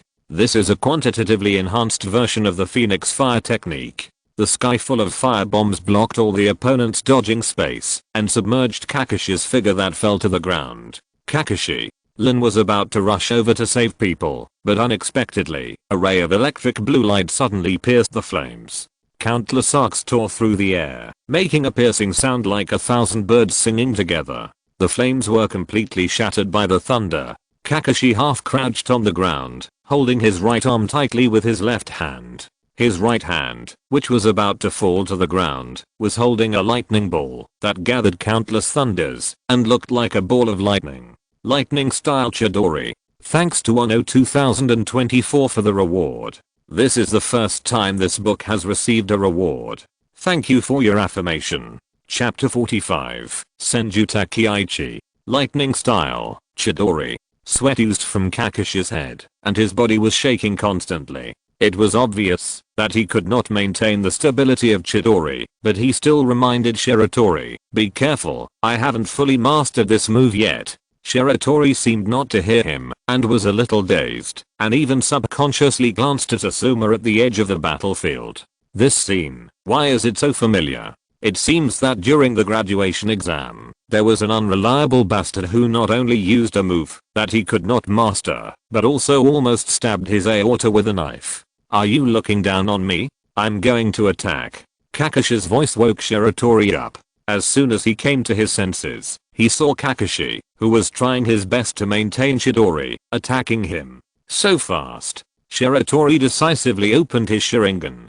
Finally forced your Sharingan out. Looking at the blood red in the other's eyes, Kakashi no longer hesitated. In the blink of an eye, he arrived in front of Shiratori, raised his hand, and stabbed the lightning ball in his hand at Shiratori's shoulder. Result: Shiratori was like a fool. She didn't dodge at all. Are you crazy? Kakashi was shocked and tried to turn to avoid Shiratori, but found that it was too late.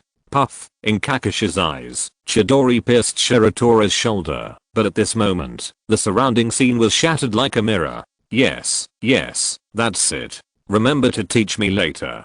A long knife was placed on Kakashi's neck. Kakashi turned around and saw Shiratori's smiling face while his arm was deeply inserted into the trunk of a big tree. Illusion. When? His voice was a little hoarse. When you found out that I opened my Sharingan. Kakashi was silent and even forgot to pull out his arm. He lost. After the battle, Jiraiya and the other two appeared at the right time and stopped Obito from trying to fight Shiratori. Namake's Minato is worthy of being the man who will become the Hokage in the future. When he gathers everyone together, he starts to preach. He starts with things like bonds, companions, and not to hold grudges. Shiratori basically didn't listen to him. He only remembered one sentence: let's go eat barbecue. The person who invited them was naturally the oldest Jiraiya. Minato was about to say that he, the master of Namake's, would pay for the meal, but he found that his clothes were pulled. He turned around and met Zuo's sharp eyes. Don't be impulsive, you glutton. So Lord Jiraiya walked into the barbecue restaurant with a smile and almost cried halfway through the meal. I say. Jiraiya looked at the plates in front of Shiratori that were piled higher than his head, and even his lips trembled. Do the Uchiha clan abuse you? They don't give you food. Shiratori shook his head and said nothing, mainly because his mouth was filled with barbecue and he couldn't say anything. If Jiraiya knew that Shiratori had already had lunch and was now halfway to his current combat power, I wonder what he would think. Asuma felt that Jiraiya was very lucky because his team leader, Chozora Kimichi, was not here. Otherwise Jiraiya would probably be detained here washing dishes today. Minato also took this opportunity to inform Shiratori of the mission in 3 days. He, Shiratori, Chozora and Shiratori would carry it out together. This mission would also serve as a test for Shiratori to be promoted to Jonin. Laolan? Shiratori was startled when she heard the name of the place and then choked herself. Lin kindly handed Shiratori a bottle of water, which made Obito's already unfriendly eyes even more dangerous. What's wrong? Do you know this place? It's okay. I just heard some rumors. Shiratori used the action of drinking water to cover up her inner surprise. Laolan, the Lost Tower! Exclamation mark. That's not right. Isn't this mission Kakashi's? To be honest, Shiratori was indeed looking forward to meeting the future Naruto, but more of it was apprehension. He didn't know what changes would happen in the future because of himself, and whether he had succeeded in reversing those things. Shiratori, who was worried, was greatly weakened, and his appetite dropped sharply, which made Jiraiya breathe a sigh of relief. You little brat, it feels like Bunty can't eat as much as you. Having a good appetite is a disease. I should take you to Myaboki Mountain to eat some insects to cure it one day. The two brothers Inahori and Tetsuhiro slipped away after dinner and never mentioned going back to Satsuna's house for extra training. Shiratori had no choice but to go back alone. He was a little absent-minded along the way, and he didn't even notice that there was a burly man following him. When they were close to the Uchiha clan's territory, the man behind him finally couldn't help it. Am I, the great Senju Takaichi, going to go sightseeing in the territory of those idiots of the Uchiha clan with a little bastard like you? Exclamation mark. So the scabbard was in place, and he stabbed hard. Which bastard hit me? Grandpa? Haha, you're really alert now. Is this what Satsuna taught you? Awesome. Senju Takaichi smiled coldly, picked up the scabbard and hit Shiratori a few more times. Shiratori didn't dare to dodge and could only take it. But it wasn't over yet. The hot-tempered former chief of the Senju clan stood arrogantly under the flaming fan emblem at the gate of the Uchiha clan and started to scold Shiratori, saying things like Uchiha Setsuna was misleading his disciples. What could these Uchiha idiots teach you? And it seemed that he even raised his voice on purpose. Seeing a group of Uchiha ninjas surrounding him with unfriendly faces, Shiratori greeted them with a brush and shouted Master Uchiha Setsuna while quickly pushing his grandfather away. Grandpa, are you really not afraid of getting beaten? What are you afraid of? Won't you run away if you can't beat me? So you'll leave me here to be beaten by them? How is that possible? You're the beloved disciple of that old ghost Setsuna. You belong to the noble Uchiha and you're from the same clan. When this was mentioned, Senju Takaichi's tone turned sour. I don't mind having the last name Senju, but I'm afraid those old immortals in the Senju clan won't agree. I have to get my own last name, right? Otherwise, I'll really become a bastard in the mouths of those old immortals. Takaichi didn't know how to answer for a moment, and the atmosphere between the two sides was a little cold. The grandfather and grandson were blowing in the cold wind on the street, and finally it was Shiratori who spoke first. Grandpa, please go back first. I won't practice today because I have a mission in 3 days. Shiratori knew the intensity of Takaichi's training very well. The kind of training one day and lying down the next day was not suitable for doing before a mission. Okay. In the Senju clan, how is it now? Is Senju Toreya doing well? Shiratori suddenly asked a question that seemed to have nothing to do with him. Hearing the name Senju Toreya, Takaichi sighed and thought to himself that it was indeed the case. Seeing that grandpa didn't say anything, Shiratori continued, I hope he lives a healthy and well life, and please don't die. Shiratori, there's nothing to say. If he dies of old age, it will be the greatest insult to me. He has an alibi. When the incident happened, many people saw him in the clan. Who knows, maybe it was a shadow clone left behind, or a reverse summoning technique or something like that. You have no evidence. Yeah, anyone who hears that a baby in a cradle saw and remembered everything would find it absurd. Not to mention that it was a bastard accusing the chief of the Senju clan. The murderous intent in Shiratori's tone was not concealed. The evidence is what you need, not me. The naturally evil Uchiha doesn't need evidence to kill people. Just like every time in the past, as long as it involved Senju Toreya, the grandfather and grandson always ended up parting unhappily. Chapter 46 A Mission Across Time and Space. Konoha 50 years. A temporary team led by Minato Namikaze went to Laulan. In this mission, apart from Uchiha Shiratori, who was suspected of being a slacker, Minato Namikaze, Shibuya Burame and Chozora Kimichi were all elite jonin of Konoha. The Linoop was luxurious. Rather than attaching importance to Laulan, such a personnel composition was more of a fear of being sniped by Sand Village, a potential ally of Laulan, during the mission. And 18 years later, there was also a 4-person team about to set off, and the target was also Laulan.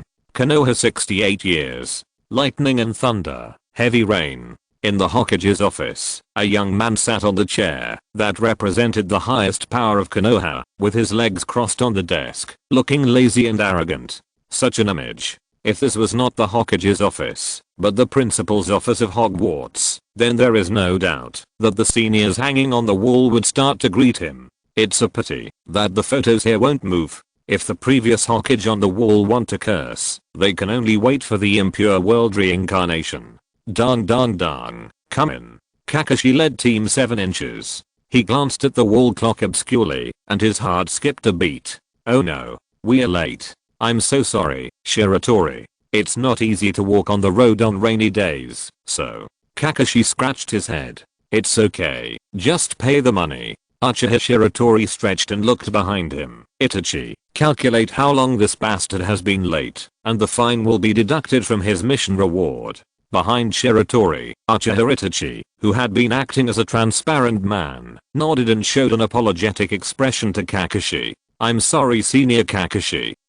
Kakashi was already owed money before the mission even started.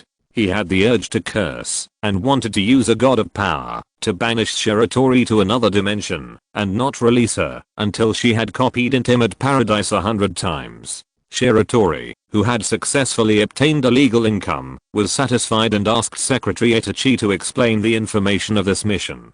He was observing the 3 members of Team 7. Because of the terrible butterfly effect brought about by Shiratori's time travel, the 3 little strong men now lack sufficient motivation to practice. Their strength is much weaker than in the original work, and their personality changes are also very obvious. For example, Sakura is more qualified, Naruto is more stable, and Sasuke is more asking for a beating. At this time, Sasuke is staring at Shiratori with his hawk-like eyes, looking at him with hostility. Shiratori, I really want to take off his pants and spank him. Although Itachi was talking in a dry mouth, in fact, only Kakashi and Sakura were listening carefully. Sasuke crossed his arms and performed a killing look, while Naruto was concentrating on fiddling with the newly developed chakra knife. After fiddling with it for a while, he accidentally injected too much chakra, causing the blade to gush out and almost pierced the waist of a certain eagle boy who was posing next to him.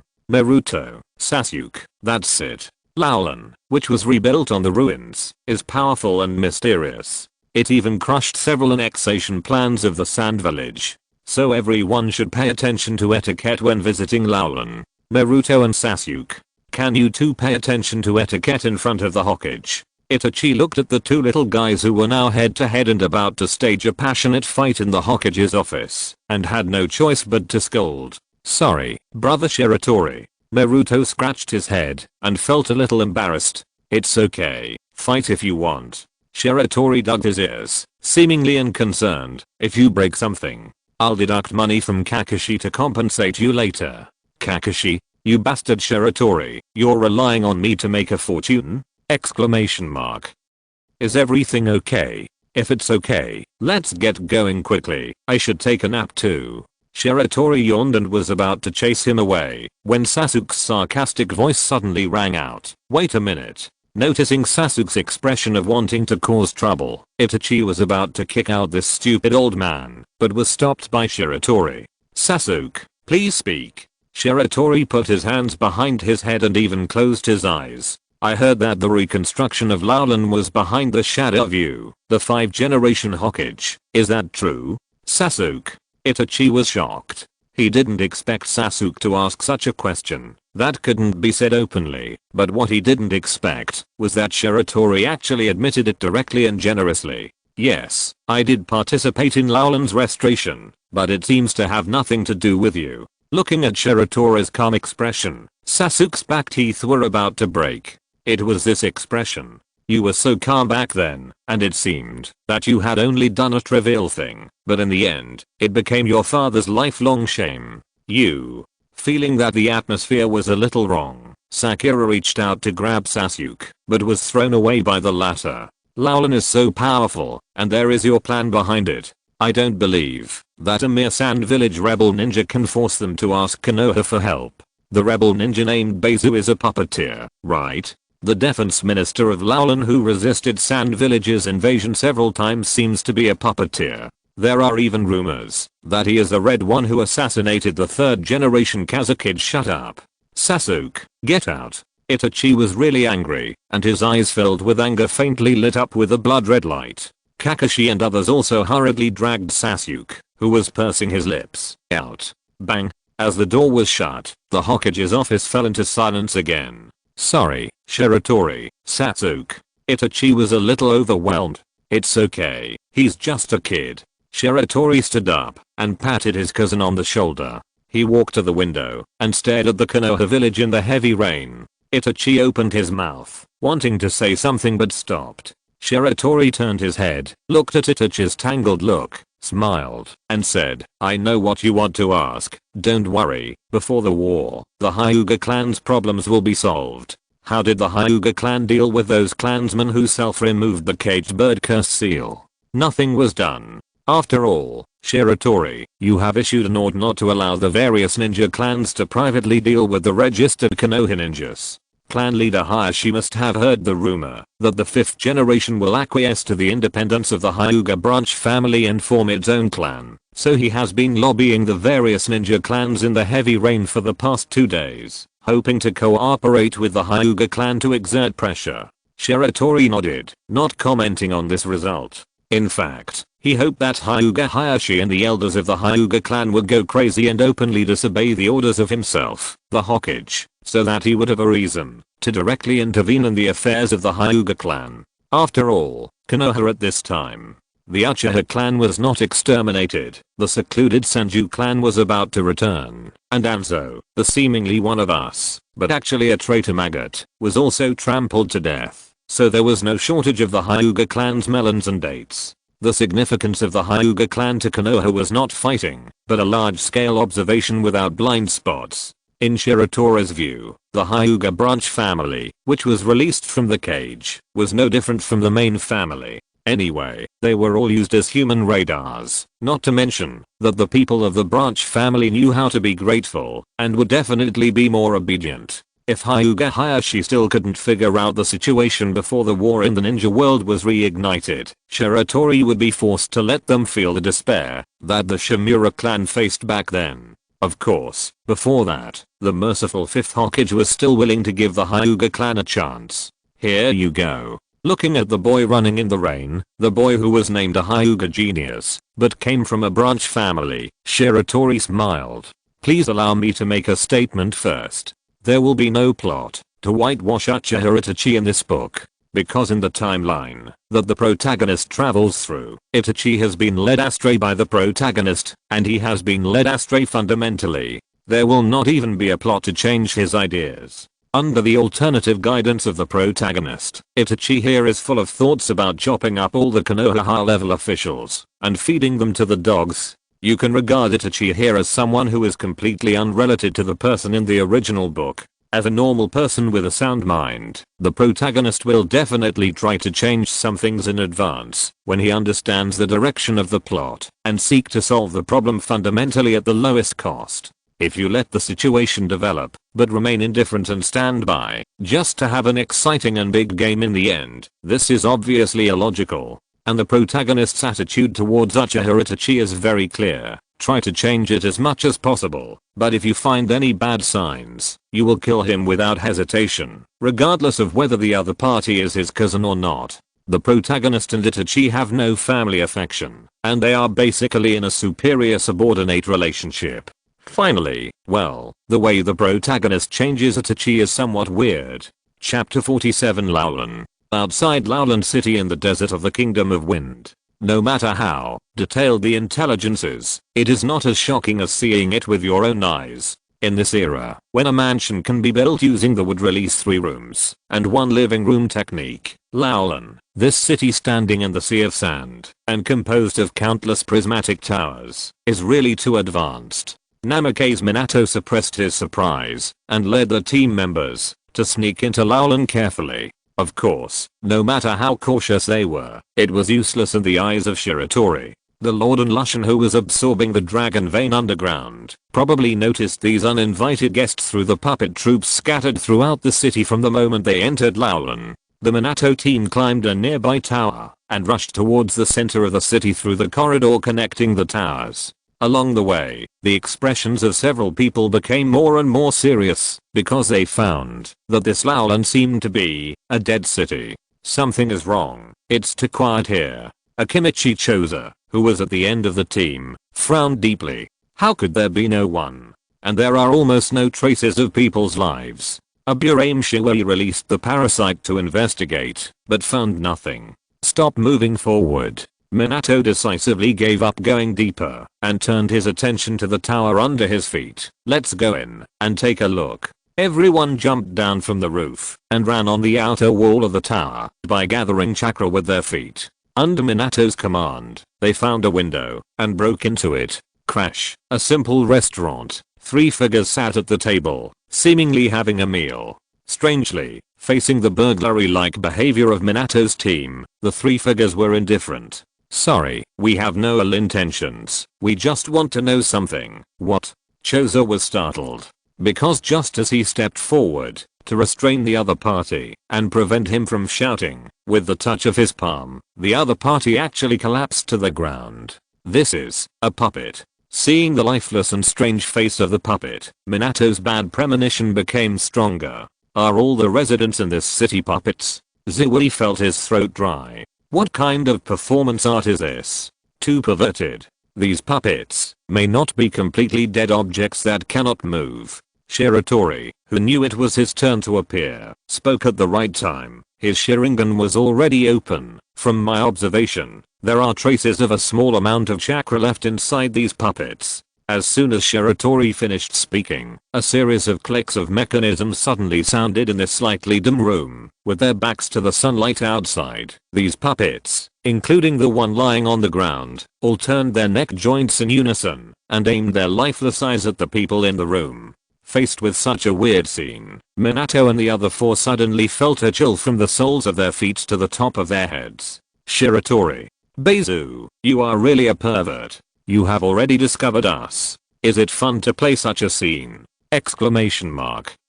Just as he was silently complaining about Beizu's bad taste in his heart, Minato next to him suddenly changed his expression. Shiratori, be careful. Minato stretched out his hand and pulled Shiratori to the side. A laser shot past Shiratori's head.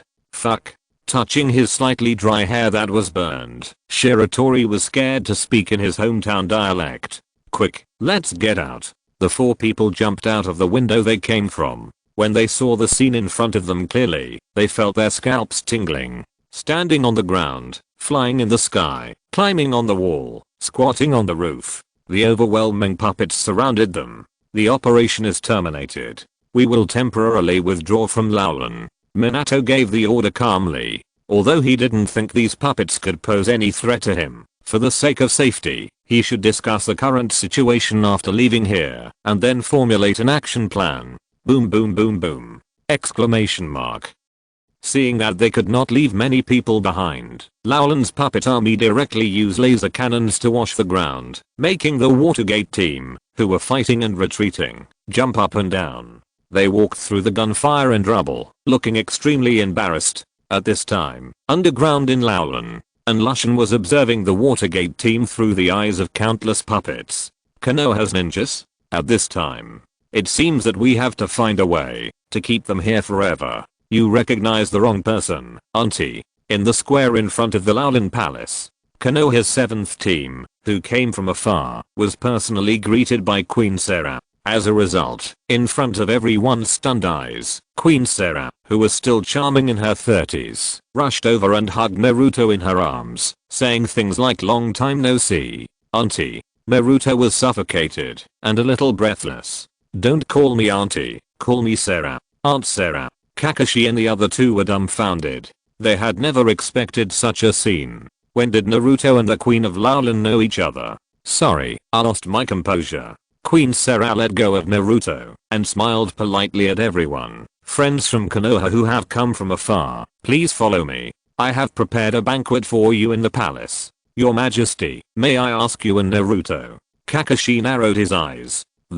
I think I recognize the wrong person. The top of a tall tower. Looking at the slightly chaotic scene below, a hunched figure covered in a black robe shook his head slightly. It's just a weak bug playing with a cheap toy, and it can be easily crushed to death. But it requires us to ask Konoha for help, and we have to design some coincidences for the 2 sides to meet at the Dragon Vein. What exactly does Shiratori want to do? I can't figure it out. Maybe Mr. Shiratori has his own considerations. This is not what we should care about. A burly man with a shark face stood behind the hunched figure and answered with a smile. TSK, Shiratori really trusts you. You have now completely taken on the role of a loyal subordinate. Kisame. Hashiga Kisame still had that terrifying smile on his face, and he didn't say anything. He just stood silently behind the hunched figure, as if to prevent the other party from doing something to disrupt the plan. Don't worry, I'm too lazy to do anything. Oh, keep an eye on Orochimaru. Don't let him show up in front of the Konoha ninjas. I don't want the news of Laulan harboring Konoha rebels to spread throughout the ninja world in a few days. Even though we are also rebels. I know, Mr. Scorpion. It's being changed. It's already being changed. There will be no more jumping back and forth between the 2 time periods in the future. My mistake. Chapter 48 Future Reinforcement. A sand dune outside Laulan City. Shiratori ripped off his mask, revealing a head of smoking hair and a depressed look. In addition to Minato Namake's, Ziwei and Dingzeduo's images were not much better. In their impression, aren't puppets something that uses all kinds of strange weapons, spits out a few nails from their mouths, and releases some poison? This thing just raises the muzzle and fires a bunch of biabia, and then when they have a disagreement, they fire another bunch of biabia. What the hell? Shiratori was still frightened. Although he had expected it, he still underestimated the lethality of the Laolin puppet.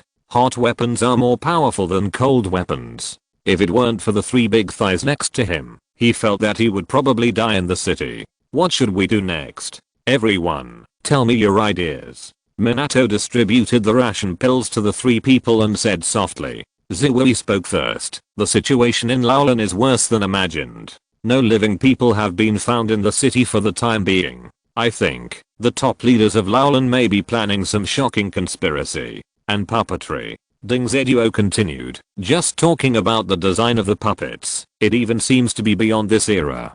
Perhaps only the missing strongest puppeteer Red Sand Scorpion can compare to it. And controlling so many puppets at the same time. Minato looked around at the 3 of them and said slowly, the only thing I can think of is the secret technique that is still at the deduction level in the rumors of Sand Village. 100 machine manipulation. It shouldn't be the 100 machine manipulation. Shiratori, who had been playing the role of a nobody, interjected at the right time. From the observation of the Sharingan, the ends of all the chakra lines that control the puppets are those mysterious pipes throughout Laolin, not a certain puppeteer himself. I guess these pipes should be related to dragon veins. Very good, very careful observation. Minato gave Shiratori an encouraging smile. Even so, no matter what means, it is an indisputable fact that the mysterious puppeteer can control dozens, hundreds or even more puppets at the same time. For us, this is almost no different from facing the 100 machines exercise. We can't destroy all the chakra channels of Laolin in a short time, unless... Ziwei suddenly looked at Minato. Unless we can find the real body of the puppeteer. Minato nodded. I have a plan now. Minato's plan is very simple, that is, he will attract the puppet army first, and the other 3 will go straight to the palace with the flying thunder god Kunai. After finding the puppeteer, send a signal, and Minato can teleport to them through the flying thunder god technique. As long as Minato can get close, no, even if he sees the puppeteer, it will be completely up to them to decide whether to kill, capture or negotiate. In fact, there is no other way. After all, Laolin's puppet army has indeed touched Minato's blind spot for killing. If the enemy was not a puppet, but a living person, Minato could just push all the way forward, kill one kid at a time, and kill Laolin without sweating, forcing the other party to be forced to love peace from today on. Unfortunately, looking at that boundless, tall, no vital points, and reconnect at any time after disconnection, Minato was also worried. After the plan was drawn up, several people began to perfect the details, but they didn't expect that the action was basically over before it started, because, boom, boom, two loud noises came almost at the same time. Several people turned their heads and looked at the black smoke in Laolin City, looking at each other for a while. We have reinforcement? Dingzeduo scratched his head with a silly expression. Shiratori thought that you guessed it right. If nothing unexpected happened, it was indeed Konoha's reinforcement, or reinforcement from many years later. I know who I am, and I know what I want to do, but where the hell is this? At this moment, Naruto had only one sentence in his mind. Oh, your uncle. Where are you, little bastard, centipede? Exclamation mark. Is this still the ninja world? Exclamation mark. Team 7 was strolling around Laolin, but somehow they were led to the underground dragon vein by the guide. They didn't expect that the target of their mission, the Sand Village rebel ninja centipede, was doing something sneaky there, and it seemed that they had no idea where to start. Centipede was also confused. Not to mention why they encountered Konoha ninjas so strangely. Just the dragon vein. Shouldn't it be in an epic ruins, with an altar representing the dragon vein that is simple and vicissitudes, and the seal of the 4th Hokage on it? The 4th Hokage's seal was not seen, but a room full of precision instruments confused him, and there were many weird tubes inserted into the dragon vein altar. He considered whether to leave first and make a long-term plan, but those Konoha ninjas who looked malicious blocked the only exit, and since we are here, right? So he randomly picked a tube and pulled it out. The dragon vein was also very considerate and immediately burst out a brilliant light, swallowing up the centipede and Team 7 together. After the light faded, Naruto appeared in Lowland 18 years ago, with 2 puppets patrolling beside him. So, puppet attacks, Naruto counterattacks, more puppets, Naruto escapes, puppets raise their guns and start bia. Boom. What the hell is this thing? Boom. Sasuke. Sakura. Kakashi sensei. Where are you? Boom boom boom. The windows reflecting the evening sunlight were shattered by the laser cannon. The puppets seemed to not care about the destruction of the city at all and launched a full-scale pursuit of Naruto. Dodging the lasers and the constantly falling rubble, Naruto jumped back and forth between the towers, kicking away the puppets that were close to him from time to time, but seeing more and more puppets behind him, Naruto felt like crying, but had no tears. His mind was in a mess. He had no idea what was going on, let alone why these puppets were chasing him. Suddenly, use your chakra knife and find a chance to cut the string behind the puppet. This will save some effort. Who? Naruto was startled and looked around subconsciously. As a result, he was knocked away by the puppet behind him. Not good. He tried to stabilize his body in the air and wanted to land on the corridor between the 2 towers, but the puppet army seemed to have noticed his intention. Countless lasers flashed and blew up the corridor without hesitation. Looking at the ground getting closer and closer, Naruto had no choice but to choose to resist this impact, and at this moment, he felt his arm being grabbed. A short figure jumped from the ground into the air and happened to appear next to Naruto, who was falling freely.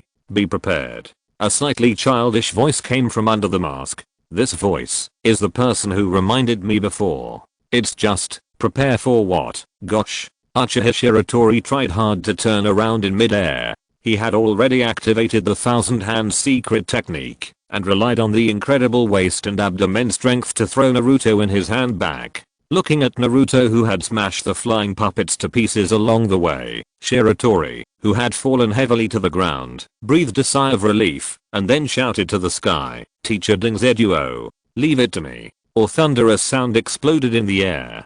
Naruto, who was dizzy in the air, found himself being held by a big hand. He tried to look up and saw a burly giant taller than the tower. Ding, ci, boom. The giant's body hit a tower heavily, and the collapsed tower directly submerged the pursuing puppet troops. When the smoke and dust cleared, the subsequent reinforcement only saw the remains of their companions buried in the ruins, and the figures of Shiratori and others had long disappeared. If you're listening to this novel on a channel other than Fanfic World, it means they downloaded and uploaded it without effort. We cordially invite you to visit our channel, Mundo Fanfic Novelos. There you'll find the original version of this story, and you can explore many other novels of various genres. We're waiting for you to immerse yourself in a world of incredible novels. Chapter 49. How? There's a bug. In the shadow of a street corner, Shiratori and the other 2 escaped the pursuit of the puppet army and took a short rest here.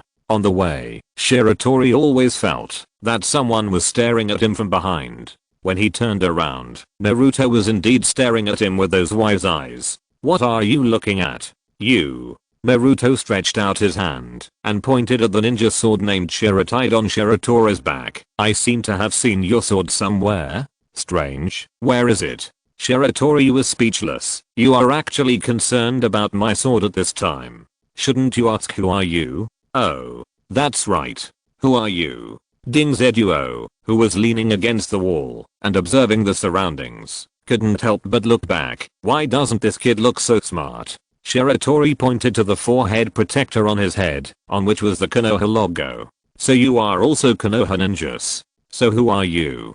Keep it a secret." Shiratori smiled. "And you should introduce yourself before asking others." "Oh, I am. Oh, sorry, I can't say." Naruto scratched his head. Although he didn't listen carefully in the Hokage's office, Kakashi still told Naruto the precautions of this mission afterwards. First, no matter who you are facing, you are not allowed to reveal your identity. Second, no matter who you are facing, you cannot introduce the situation of Konoha or even the ninja world.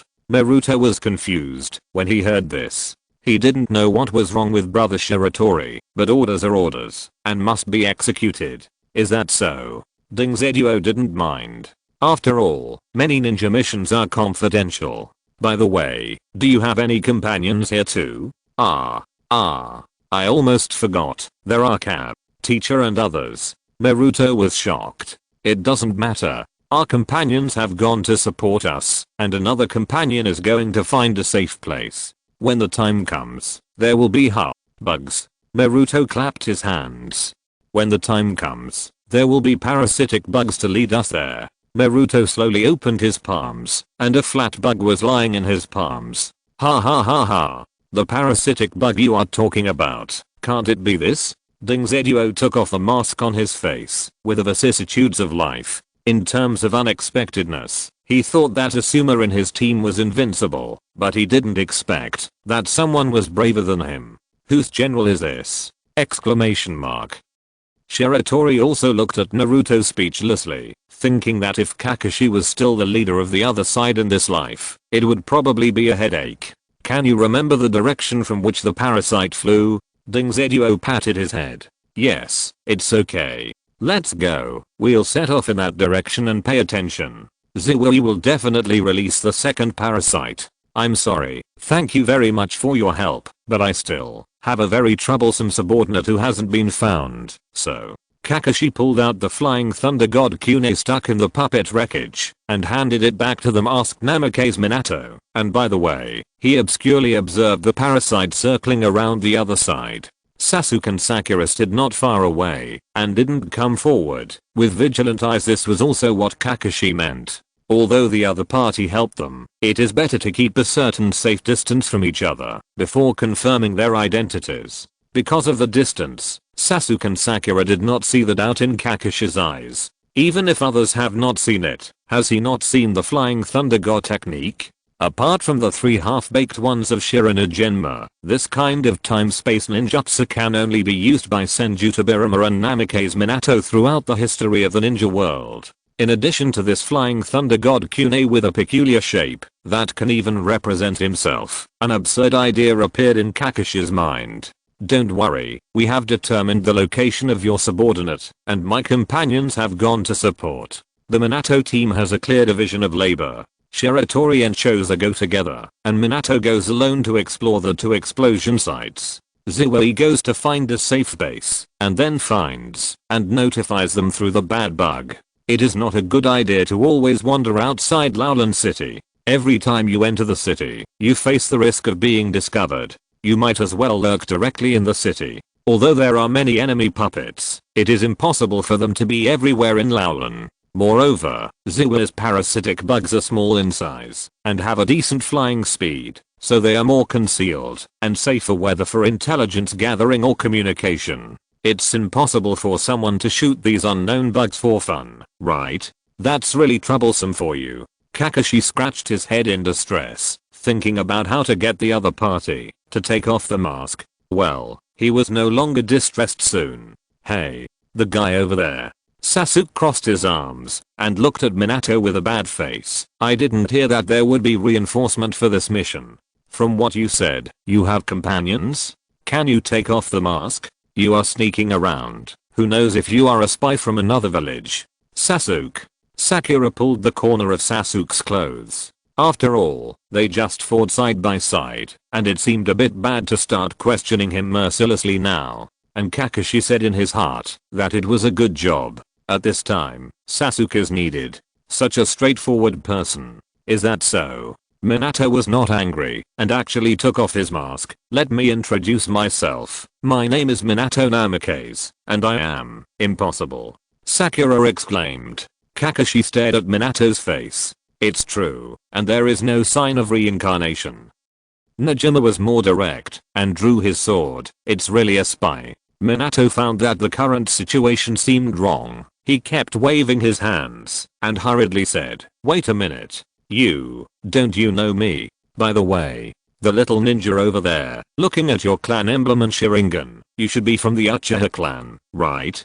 So what? Sasuke sneered. There is also a ninja from the Uchiha clan in my team. I wonder if you know him. Who? Uchiha Shiratori. Impossible. This time it was Sasuke who lost his composure. If that annoying guy also came, what are we doing here in Team 7?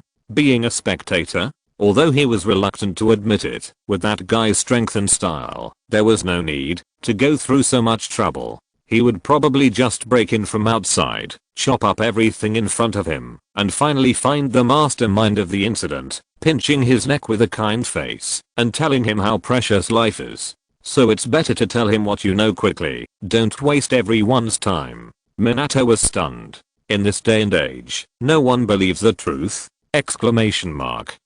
Looking at Sasuke approaching step by step, Minato considered whether to knock out the 3 guys and drag them away. After all, the follow-up reinforcement of the puppet troops were about to arrive. Wait, don't be impulsive. Kakashi reached out to stop Sasuke in time, avoiding his own inexplicable beating. Have you established a safe base? We are willing to go with you.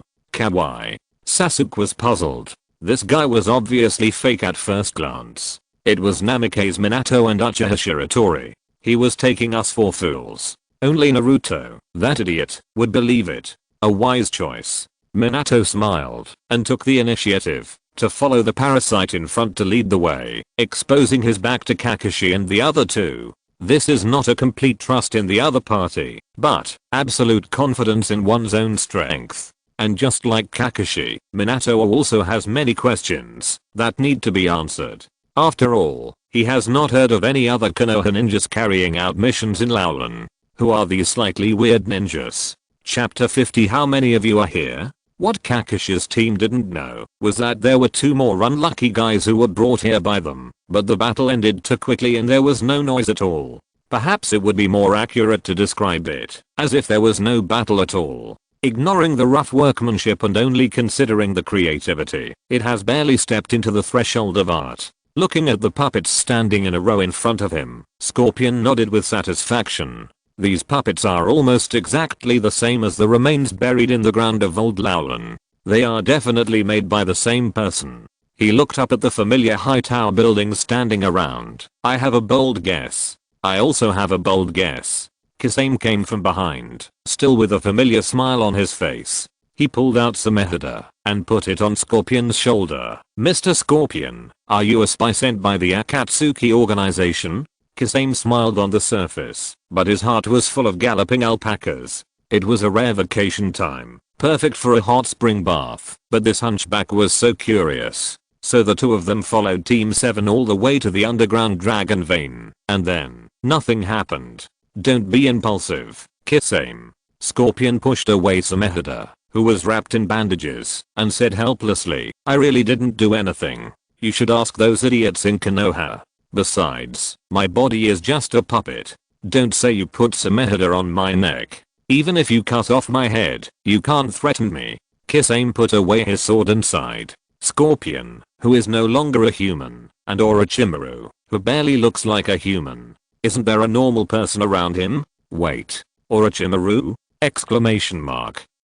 Mr. Scorpion. Thinking of this, Kisame suddenly felt that something was wrong. If both of us are here, then who will monitor Orochimaru? Scorpion. Forget it. Just run away. At worst, that guy Shiratori can catch him again. At this time, Beizu had no idea how lively his old nest was. Minato Namikaze, Kisame Hoshigaki, Scorpion, plus some other good players. This lineup is enough to attack the other 4 major ninja villages except Konoha, let alone Laulan. No matter how powerful I will be in the future, it will not affect Shiratori's low profile in Laulan City now, mainly because my strength does not allow it. In a corner, Dingzeduo, Shiratori and Naruto poked their heads out stealthily, with their heads lined up in a row. This, little brother, are you sure you are pointing in the right direction? Dingzeduo looked at the dense, but unusually quiet crowd in the square, and asked a soul-searching question.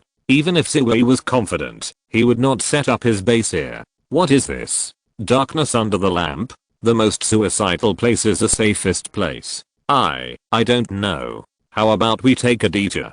Don't panic. Shiratori opened his Sharingan, scanned the area and said slowly, those in the square are not human, but puppets. That's why we have to take a detour, because they are not human. Wait. Naruto looked at Shiratori's face and was suddenly stunned. In order to better observe the surroundings, Shiratori took off his mask. This face. Do I know you? Naruto felt that his brain was a little overloaded. Maybe. Shiratori raised his head and looked at Naruto's face sandwiched between himself and Choza, and suddenly smiled. Good news. It seems that I have lived well in the future. At least I have lived to the point where Naruto can remember things. Then the massacre of the Uchiha clan. Hey, I seem to have seen you somewhere. You boy, your voice is too loud. Choza slapped Naruto on the head, making Naruto dizzy and holding back the rest of his words. Choza didn't think too deeply about Naruto's reaction. After all, Shiratori was a famous young genius in Konoha village, so it was normal for him to be recognized. It was just that the other party was a little too surprised. Something's going on. Shiratori's words drew everyone's attention back to the front. In the square, those ninjas in civilian clothes suddenly began to jump and wave their arms vigorously, as if they were welcoming someone. At the same time, the decorative lights in the square suddenly lit up, illuminating the slightly dim environment around them. One by one, fireworks were shot into the sky, blooming colorful flowers. It seemed to welcome some important person there. Following the direction of Shiratori's finger, Choza and Naruto looked at the tallest building. A girl in gorgeous clothes walked up to the balcony, waved to the crowd, and a smile was faintly visible on her face. That's human. I can vaguely see her chakra. Shiratori stared at the girl on the high tower with her Sharingan. Although the time is a little later than I remembered, if the process remains the same, the next step is. The girl excitedly greeted her people without noticing the slowly approaching black hand behind her. A gentle push. The Queen of Laulan fell from the tower under the witness of the people. Be careful. Naruto demonstrated what it means to be faster than your brain. There was no hesitation, no consideration of exposure, and even no thought. At the moment the girl fell, Naruto rushed out directly, jumping, catching people, using the force, landing, all in one go. Ding Zeduo. Shiratori. Even Shiratori, who knew the general plot, was confused by Naruto's silky little combo, let alone Ding Zeduo. For Ding Zeduo and other ninjas who walked out of the blood and fire of war, the brain circuits of those greenhouse flowers in the peaceful era of Konoha in the future are simply incomprehensible. In the war years, ninjas basically only followed 3 rules. First, complete the mission. Second, protect themselves. And finally, on the basis of satisfying the first 2, kill as many of the enemy's living forces as possible. Saving people, or saving people who belong to forces with unknown positions. The most important thing is to expose yourself. Non-existent. Saving people. Can I try not to kill? Those ninjas who sneak into the territory of hostile forces in order to cover up their whereabouts have killed innocent people. Even for the so-called overall situation, the requests for help from civilians in the country can be selectively ignored. So after seeing Naruto's behavior, Ding Zeduo's eyelids twitched, and he had the urge to slap this guy to death. If you are exposed because of this rescue, and the mission fails in the end, you will enter the village's internal court. He is right. Shiratori put his hand on the hilt of the knife, looking at Ding Zeduo's expression that wanted to execute Naruto on the spot, and said seriously, that girl should be a big shot in Laulan. We can get key information by interrogating her. Okay. Ding Zeduo took a deep breath and rushed to the place where Naruto landed with Shiratori. Strangely, when they passed by the crowd, the puppets did not attack, but still waved at the tower stupidly, even though there was no one on top. However, the 2 of them did not think that the matter was over, because behind the tower, there was a uniform sound of footsteps, and the sound was getting closer and closer. Go. Shiratori grabbed Naruto's arm and tried to pull him up. At this moment, the girl who had fallen into a short coma due to excessive shock woke up. She looked at Naruto's big face close at hand, screamed, and swung her hands, and began to slap him left and right. Slap slap slap. Pervert, pervert, pervert, pervert, pervert. Naruto was stunned by the slap. Shiratori didn't waste any words at all, and slashed the girl's neck with a knife, so the girl rolled her eyes and fainted peacefully again. Hey. you. After witnessing Shiratori's rude side, Naruto was about to say something, but was greeted by Shiratori's merciless slap on the back of the head. Stop talking nonsense. Look over there. Densely packed puppets rushed over here. So Naruto's words were held back. Dingzeduo picked up the girl, and Shiratori pulled up Naruto, who was a little dizzy due to 2 consecutive rounds of Dabikabuto, and ran away decisively. They ran in front, and the puppet troops chased behind. As they turned a corner, they ran into a parasite head-on. It's a parasite. Naruto shouted. I saw it. Keep your voice down. Don't shout in my ear. Shiratori's head was buzzing from the shouting. Dingzeduo suddenly stopped. Teacher Dingzeduo? Shiratori seemed to have thought of something. We can't lead the puppets over. Dingzeduo put down the girl and prepared to hand her over to Shiratori. Shiratori, you take this girl and that little brother next to you and go first. I'll cover you. Shiratori. You are really Shiratori? Naruto shouted after finally hearing the key words. I'm not deaf. You don't have to be so loud. And is this the time to discuss this? Can you be more reliable? We are being hunted down because of your impulsiveness. At this time, Shiratori couldn't help but want to stab Naruto. Well, in that case, I'll cover you. All this is because, okay.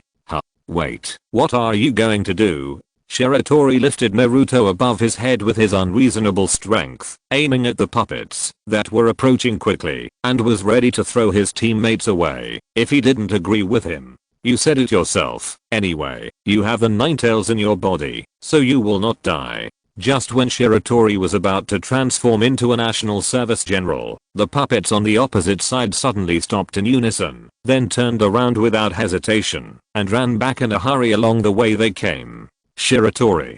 Dingzeduo. Naruto, put me down. What's going on?